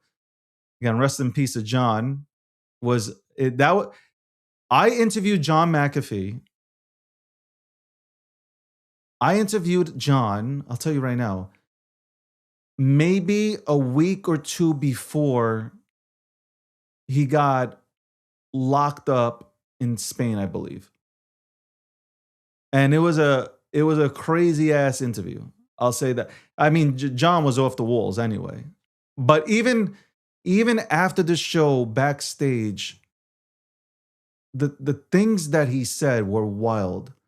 Not in a bad way. I'm just saying the things that he said were pretty fucking wild. Really wild. The guy was smart. Like you guys can say like he was all coked up, all this shit, but like at the end of the day, he was wild. He was making me fucking laugh. Like laugh. You know what's crazy? That show was an hour, but I had the opportunity to talk to John for 3 hours. So it was really like, yeah, the show was an hour, but it was an hour when he came on, before we went on, and then after the show. He wanted to talk more. It was cool. It was cool. It's like, as everybody says, it ain't a regular podcast that you come on to here, man. I will try to find the podcast. Maybe, just maybe, when I take one of those days off like everybody does, maybe we'll play that podcast. Maybe we'll play that podcast. Anyway, thank you very much for tuning in. I appreciate you guys. And I will see you tomorrow. We have somebody coming on from the Bobo Council. So stay tuned to that. 12 p.m. Eastern Standard Time. We go on live tomorrow. And we might also have somebody who loves gold. I'm just putting that out there. On that note, ladies and gentlemen, I hope you have a great day and an even better tomorrow. That's what my boy Akil Patterson would tell you.